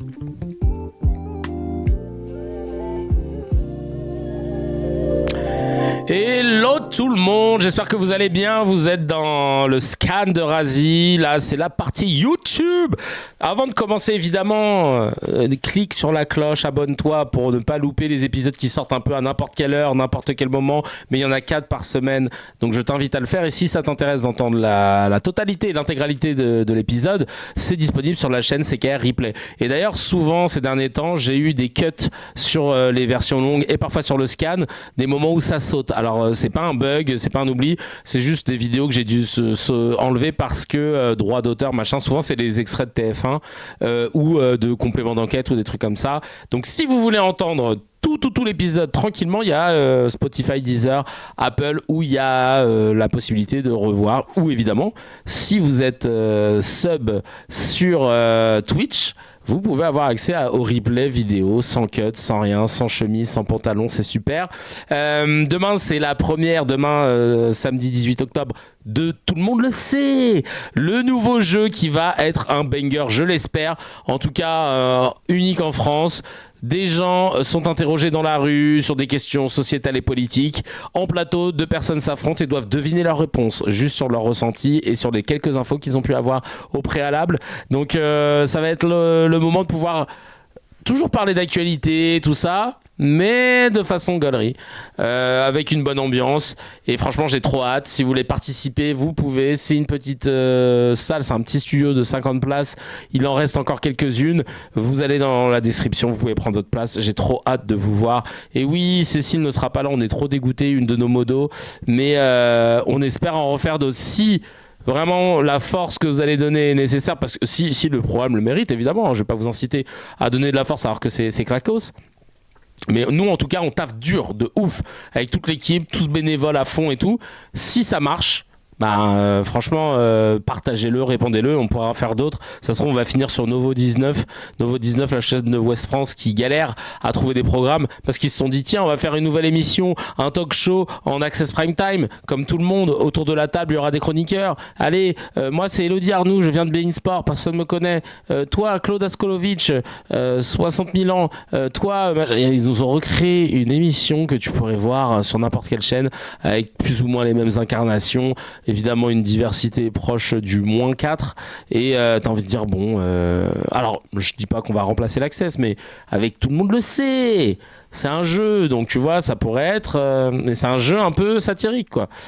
Si on a ni Deezer ni Spotify, Apple Podcast, sinon sur Twitch, si tu veux entendre les épisodes en entier, voilà, sans coupe, hein, je parle sans coupe. Ouais, désolé, les horaires sont aléatoires sur le stream et ça je vous l'avais dit. Pourquoi ? Parce que je suis en tournée en ce moment, voilà, tout simplement, avec la pièce Passeport d'Alexis Michalik, une pièce incroyable. C'est mes dernières dates là et après je tire ma révérence avec ce projet. Donc comme je dois prendre des trains là pour partir du côté de la Gironde, que j'ai donc un emploi du temps très saccadé, mais que je tiens à faire mes 4 lives par semaine, mes 4 podcasts par semaine. C'est pour ça que je me retrouve à... Non, je sais que tu me reproches rien, mais je voulais juste expliquer pourquoi. Parce que c'est vrai que je ne suis pas que streamer, ça c'est vraiment mon petit truc en plus que j'aime faire avec vous. Mais j'ai toujours cette activité d'artiste qui me prend du time. Mais j'aime bien, écoute, je suis très content. En tout cas, si ça vous plaît, n'hésitez pas à soutenir. Le Tipeee il est important parce que ça permet de financer tout ça, de pouvoir faire d'autres projets comme là, celui qu'on va faire dans Tout le monde le sait. Si vous pouvez même ne serait-ce que mettre 1 euro par mois, c'est déjà énorme parce que si vous êtes nombreux, plus on est nombreux, plus on retourne le game. Allez, aujourd'hui dans le scan, on attaque. C'est un petit florilège des interventions d'Arthur, notamment sur CNews avec Pascal Praud pour la promotion de ce livre. C'est du grand n'importe quoi. Il a sorti un livre, J'ai perdu un bédouin à Paris, qui retrace notamment ce qu'il a ressenti depuis le 7 octobre, parce que il a fait le miskin sur tous les plateaux à chouiner pour dire que plus personne ne l'appelait, les gens voulaient pas venir dans VTEP, etc. On va démêler les cartes et je vais vous dire ce que j'en pense après.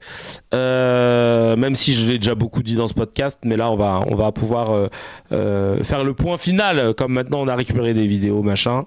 On va commencer avec cette petite vidéo chez Pascal Praud.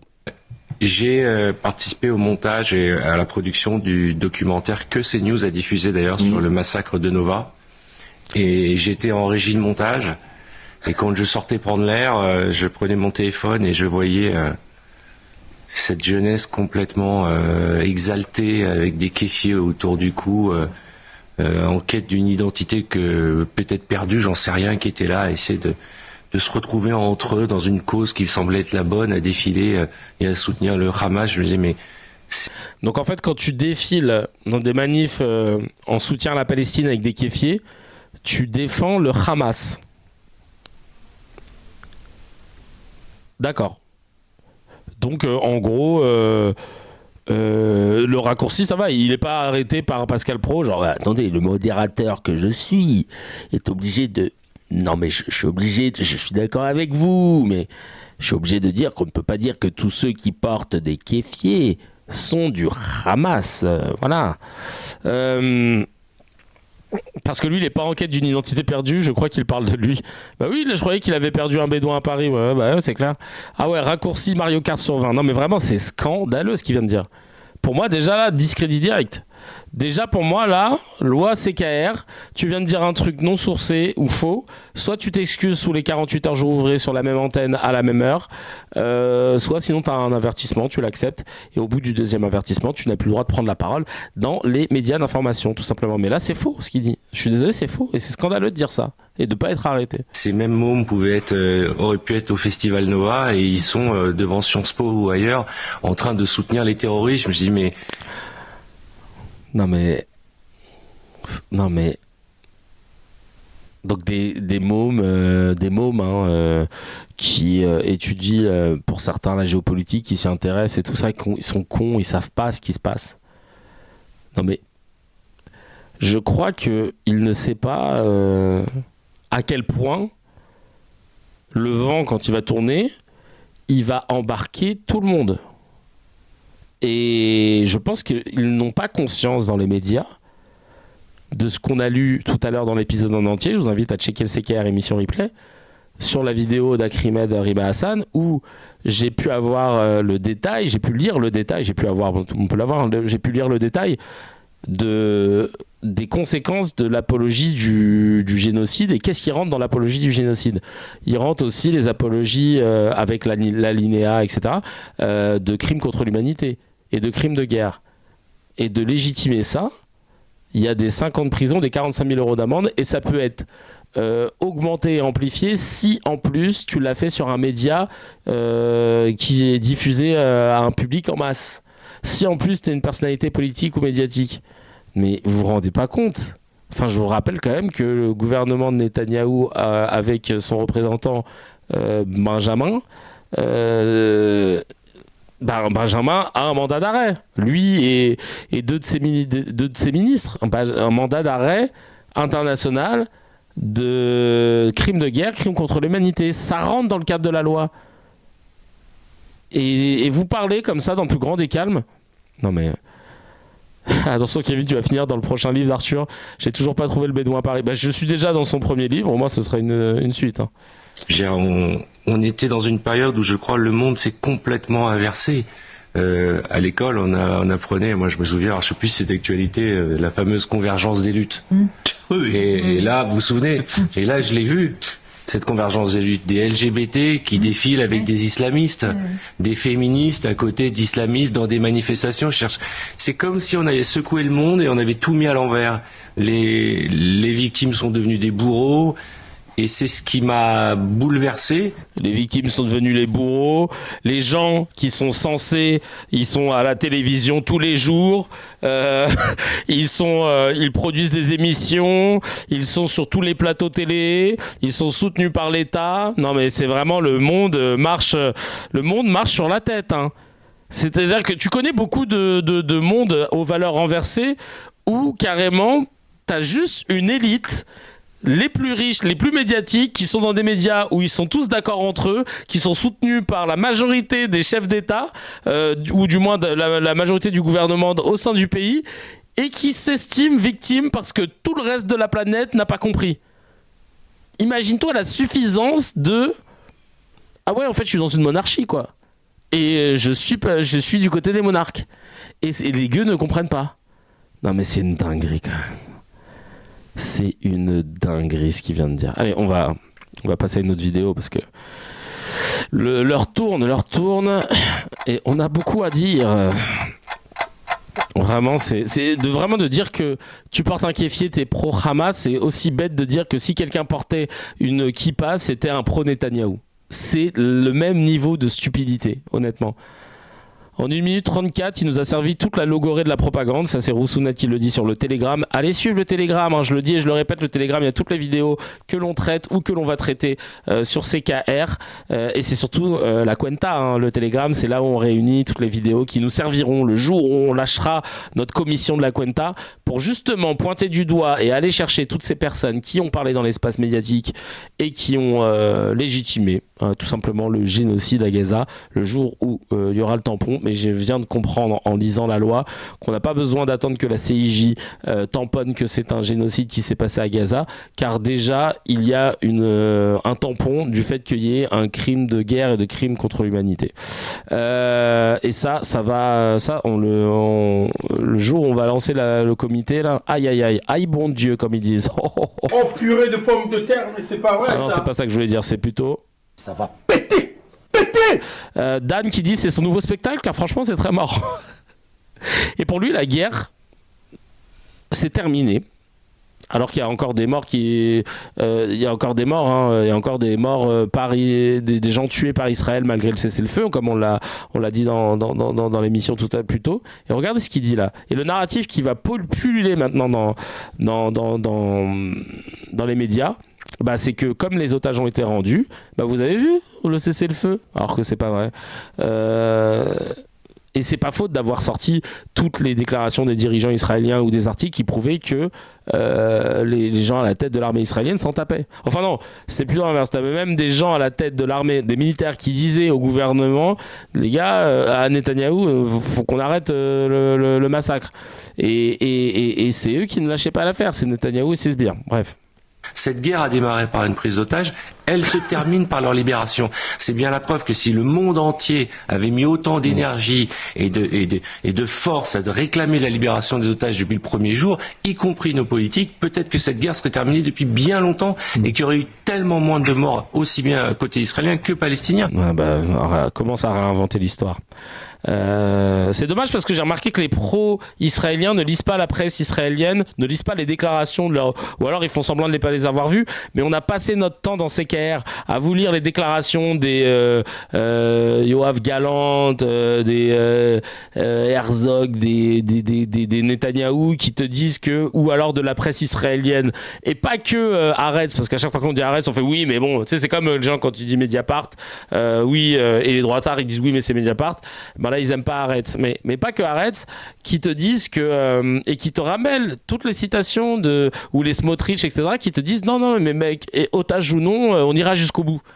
Et là tu dis mais en fait et ça j'ai pas arrêté de souligner. De toute façon c'est sur la Cuenta mais donc en fait il y avait les éléments qui nous expliquaient qu'ils voulaient pas arrêter là vraiment et preuve en est.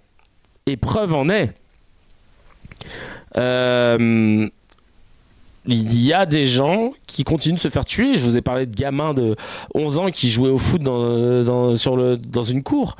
Et c'est arrivé hier. Alors on attend plus d'informations. Mais il y a encore de plus en plus. Enfin, il y a encore des morts qui s'accumulent. Et t'as envie de dire, le cessez-le-feu, je comprends pas. C'est pas un cessez-le-feu, c'est un cessez-le-feu. Ça c'est ref évidemment pour les cracks qui sont là depuis, Franck Tapiro, l'humoriste de la DDF. Alors qu'est-ce qu'on a d'autre là? Rappelons qu'il y a encore une colonisation aussi violente en Cisjordanie et non en Judée-Samarie, et ça pareil, ça ils n'en parlent pas. La Palestine c'est pas que Gaza. Et pareil, encore une fois, là-bas, il n'y a pas le Hamas.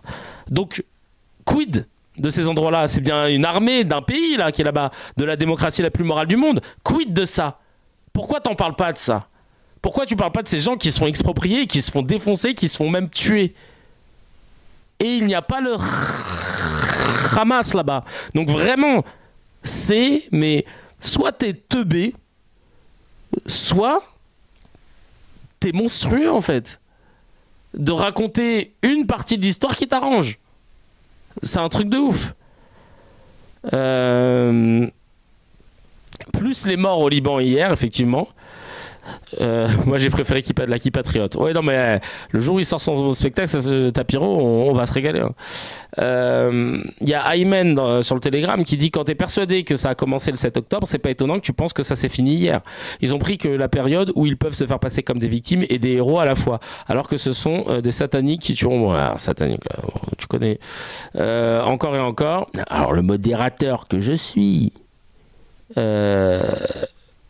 se désolidarise du terme satanique parce que nous n'avons pas la source de ce qu'il dit. Donc je dois me désolidariser. Et là, attention, il parle de manipulation médiatique. Alors j'espère qu'il parle justement de la manipulation de la propagande israélienne. Et là, on se raccorda. Alors moi, d'expérience, il y a toujours un balancier. Et je pense que le mouvement du balancier est en train de repartir dans l'autre sens, où on est allé trop dans un extrême et les gens commencent à se réveiller quand ils ont vu les images des otages libérés, de ces familles. Ils commencent à comprendre qu'il y a une énorme manipulation médiatique, que le Hamas est un mouvement terroriste. Les gens ne sont pas stupides. Ils ont été manipulés par ce putain d'algorithme des réseaux sociaux. Et là, j'ai l'impression qu'il y a un réveil et j'espère un sursaut. Voilà. Alors, peut-être que je me trompe, mais je suis un éternel optimiste. Alors oui, tu te trompes, rassure-toi. Le sursaut dont tu parles, c'était le sursaut qu'on a pu observer effectivement après la libération des otages israéliens et palestiniens, où on a eu d'un coup les médias qui sont redevenus comme ils étaient il y a 2 ans, jour pour jour presque, où il n'y avait qu'un son de cloche sur les plateaux, c'était le son de cloche de la propagande israélienne. C'était Rafovitz qui était chroniqueur dans les émissions, alors que je rappelle que c'est le porte-parole d'une armée, un colonel, jamais vu ça. Et donc là, ça t'a fait du bien, parce que c'est vrai que ces derniers mois, les médias commençaient à être juste tempérés. Ils n'étaient pas pro-palestiniens, ils étaient juste tempérés. Ils étaient juste en train de dire des faits. Et ils en ont mis du temps. Et là, toi, tu trouvais que c'était le balancier à l'extrême. Donc vous avez vu, en fait, sa lecture de ce qui se passe, elle est aux antipodes de ce que nous, on constate. Alors, au bout d'un moment, ça a à se dire qui a raison, qui a tort. Mais moi, j'aime à croire que si moi, je suis dans ma chambre à faire un podcast, pour un stream, pour essayer d'expliquer ça, alors que les gens comme moi ne sont que dans leur chambre à faire des podcasts, mais ils sont pas en télévision invités partout pour pouvoir le faire, ça met la puce à l'oreille quand même. Ça met la puce à l'oreille parce que les chaînes de télé ont choisi un narratif et c'est ce narratif-là qu'on voit partout à la télé. Ah bah tiens, peut-être que en fait, non, le vent qui tourne, les gens comprennent. Non, c'est ton élite, tes potes dans les médias que tu as l'impression de retrouver comme il y a 2 ans. C'est tout. Mais de dire les gens, mais ça se voit que tu n'es pas connecté aux gens, clairement. Ça se voit que tu vis dans une tour d'ivoire où tu ne veux rien voir, justement, de la réalité. Je veux dire, c'est simple. On a des gens qui t'opposent de l'émotion aux faits. Nous, c'est les faits. Vous, c'est l'émotion. Donc, au bout d'un moment, oui, tu pourras nous essayer de tirer des fausses larmes de crocodile à chaque fois, mais les faits, pour moi, sont immuables. Et c'est juste ce qu'on a essayé de faire pendant 2 ans, en risquant effectivement des boycotts. Encore une fois, je vous le rappelle, si tu veux savoir si tu es du bon côté, regarde où les milliardaires qui détiennent des médias et où l'État se dirige. S'ils vont tous dans la même direction, c'est rarement que c'est la bonne. Si tu vois des gens qui dénoncent un pays étranger et qui se retrouvent sans taf, alors qu'ils ne sont pas dans ce pays-là, c'est déjà un indicateur. Si, au contraire, tu décides de prendre le parti des puissants et que, Mazette, tu obtiens des prix de la part de Macron, tu obtiens des chroniques, tu obtiens... peut-être que... Ah oui, j'espère que là, vous arrivez à comprendre que voilà, en fait, quand tu veux savoir si t'es du bon côté ou pas, là, il nous a raconté une histoire qui n'existe pas. Parce que il n'y a aucun résistant, ça n'existe pas des résistants qui sont tous blindés et qui ont tous pignon sur rue et qui sont tous relayés dans les médias les plus importants. Et genre, ce serait la petite caste de l'élite face aux gueux. Ça n'existe pas, ça, en fait. Ça s'appelle sinon le syndrome de la monarchie, toi, et où tu penses que c'est logique d'en faire partie. Mais c'est pas du tout un mouvement de résistance intellectuelle. C'est les gens qui prennent des risques à essayer de faire des choses. À partir du moment où tu te dis que de dire ce que je dis là, c'est de prendre un risque, c'est que tu es dans un pays qui ne tourne pas rond. Et si toi, tu ne l'as pas compris, chacun le droit et les amendes et les années de prison qui t'attendent vont te le rappeler. Parce qu'encore une fois, c'est pénalement répréhensible. Non, mais c'est un truc de ouf. Bref.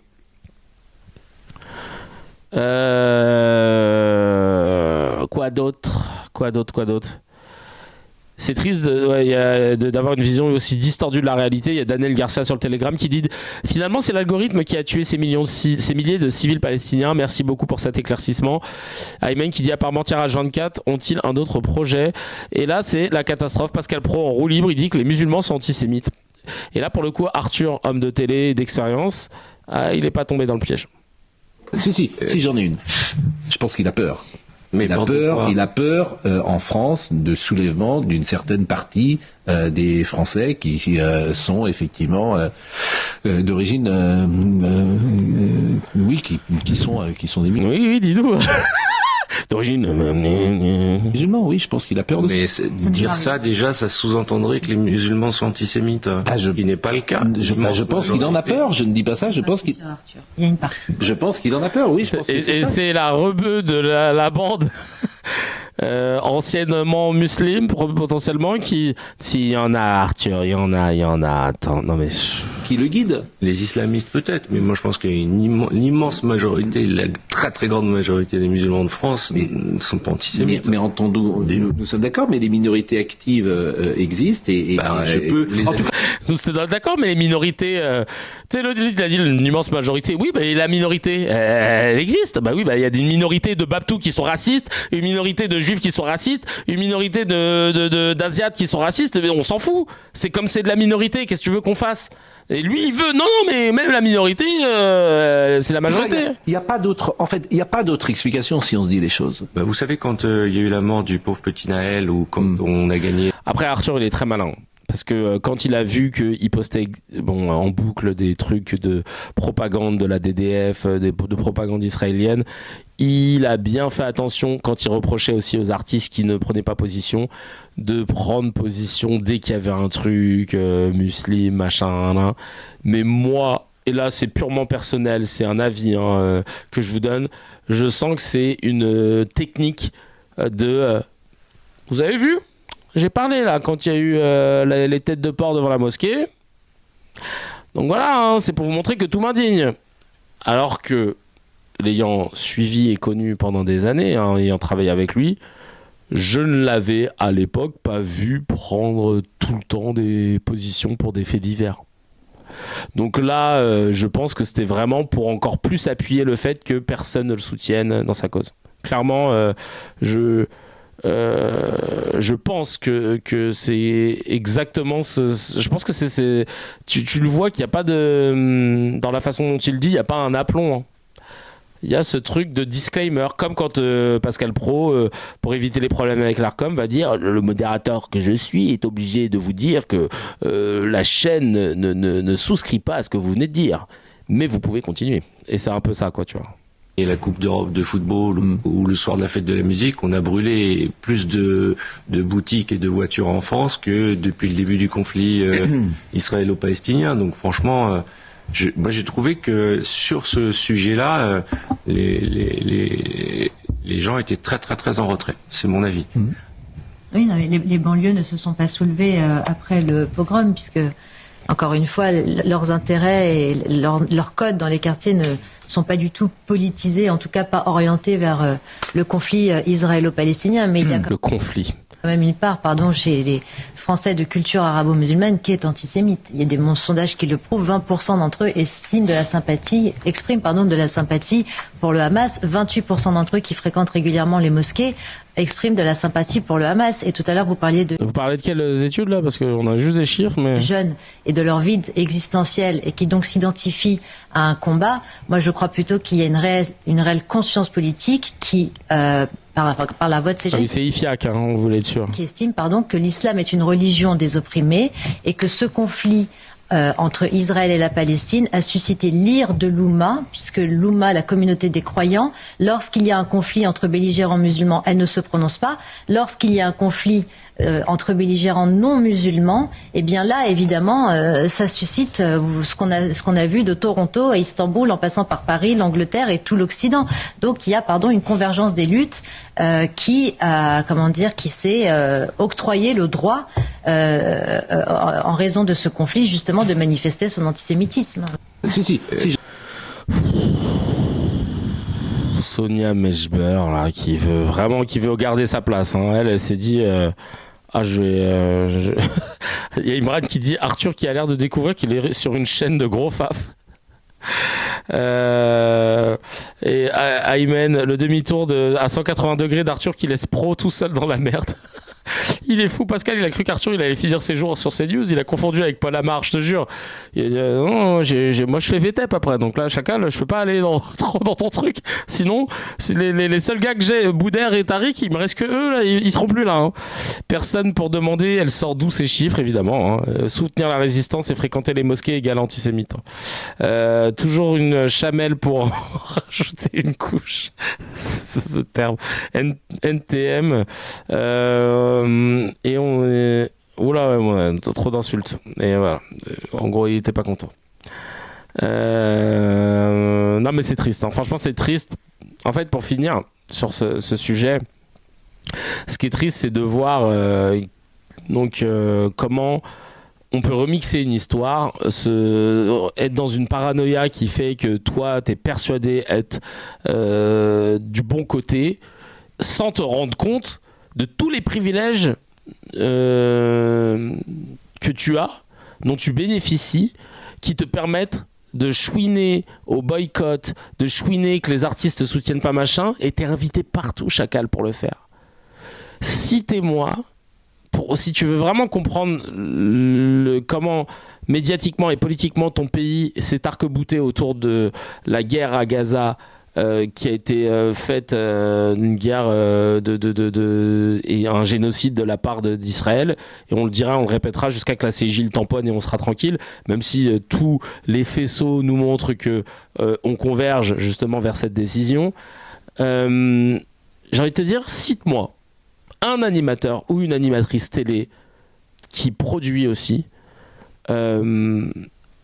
qui est invité sur tous les plateaux, qui a des émissions, qui a pignon sur rue, etc. Et qui, chaque jour que Dieu fait des stories et des publications pro-palestiniennes.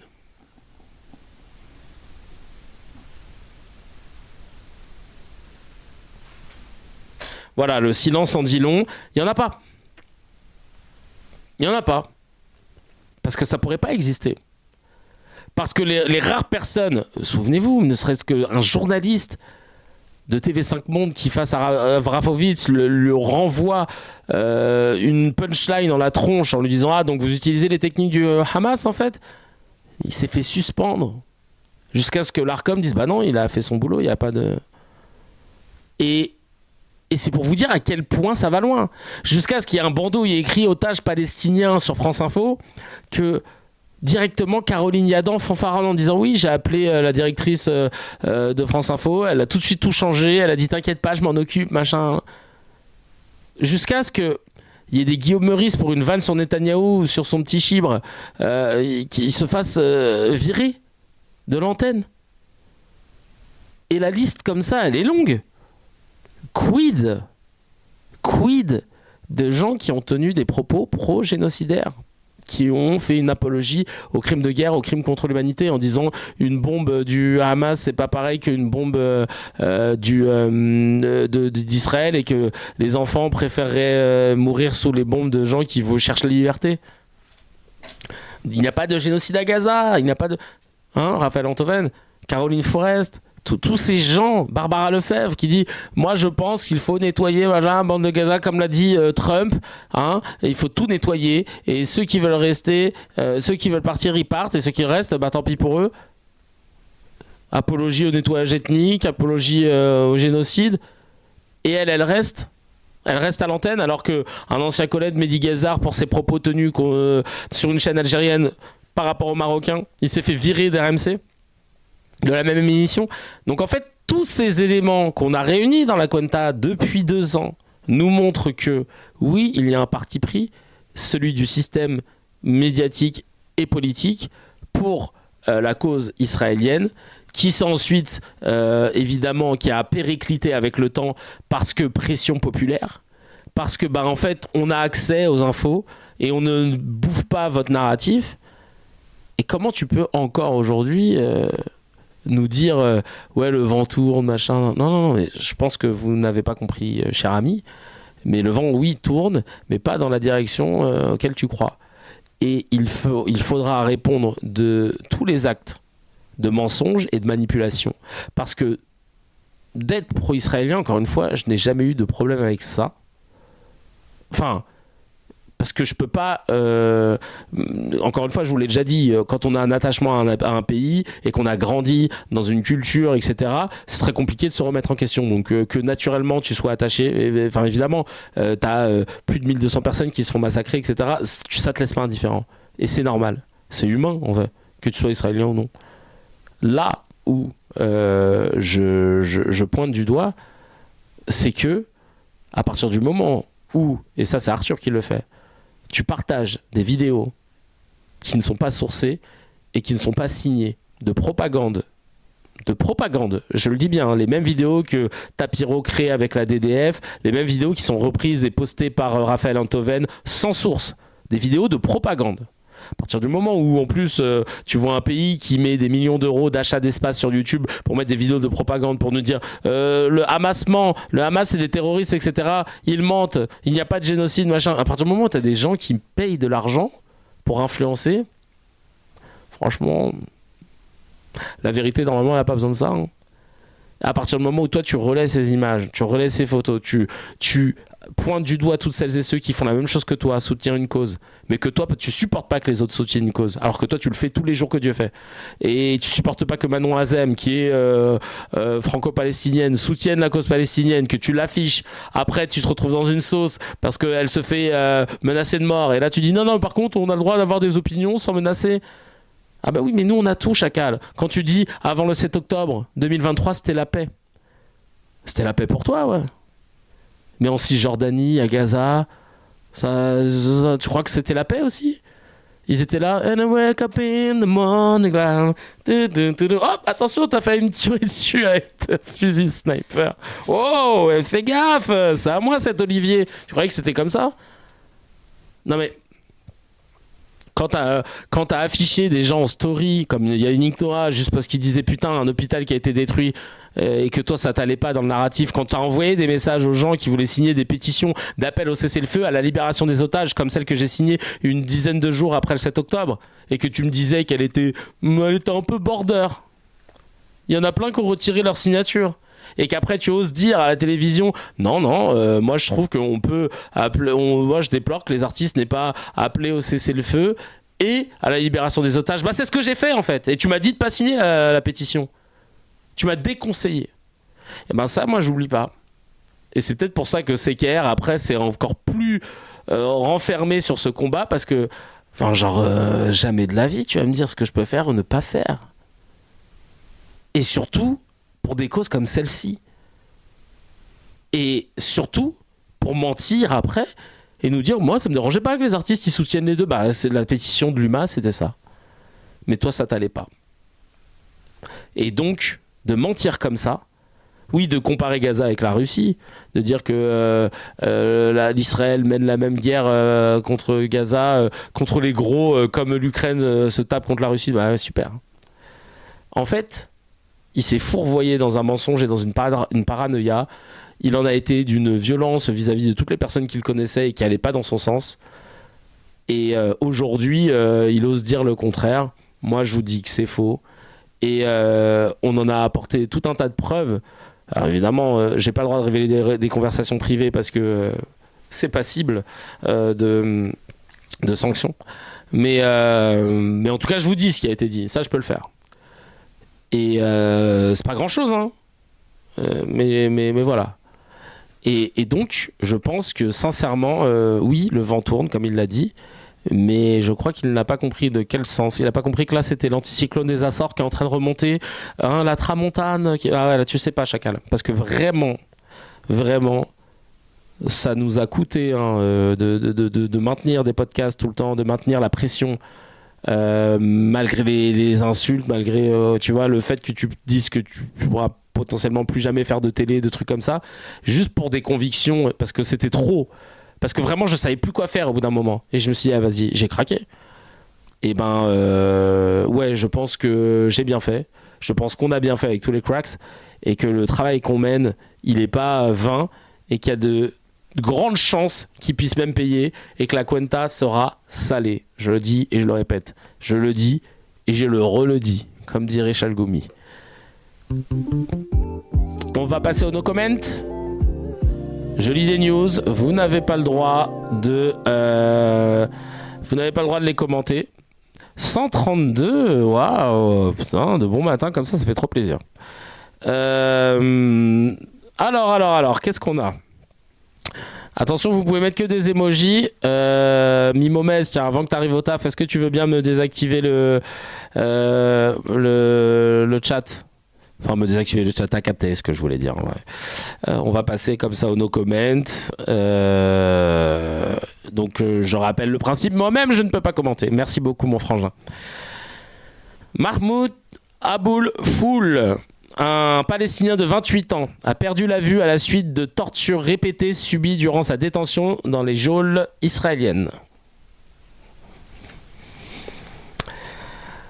Juste avant de partir du ministère de l'Intérieur, Bruno Retailleau a relevé la difficulté du QCM nécessaire pour obtenir la nationalité française ou un titre de séjour longue durée afin d'en durcir l'accès.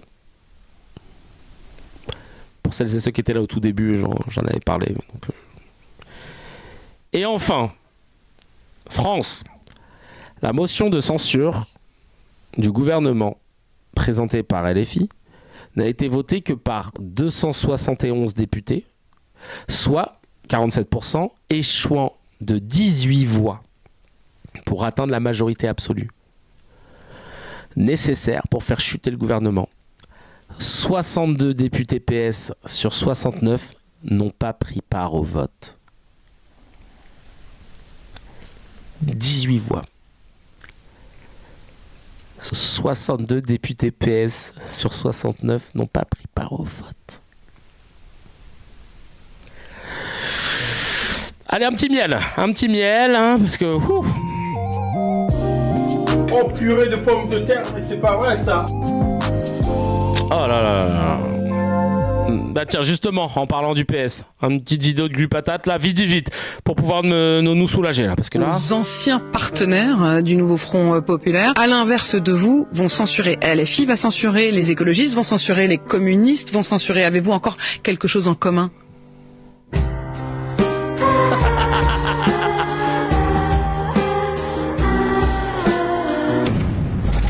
Merci Glupatate, hein, toujours un miel de qualité, un miel de Manuka. Non mais vraiment, moi je le dis, c'est officiel. Hein. Le PS est de droite. Voilà. Me parlez plus du PS comme étant des gens de gauche. On dirait que j'ai dit un truc de ouf, mais en vrai tout le monde le pense ici. Voilà. Mais le PS, on n'en parle plus. Je préfère voter De Villepin, et là les gens vont dire « Ah, t'es chiant Kevin avec De Villepin ». Je préfère voter De Villepin que de voter pour le PS. Et c'est en tant que gauchiste monervillien que je le dis. Clairement. Avant de se quitter, parce que... Non mais là c'est trop. Parce que ce serait la même politique, quoi, tu vois. Mais juste plus basé en géopolitique, quoi, c'est tout.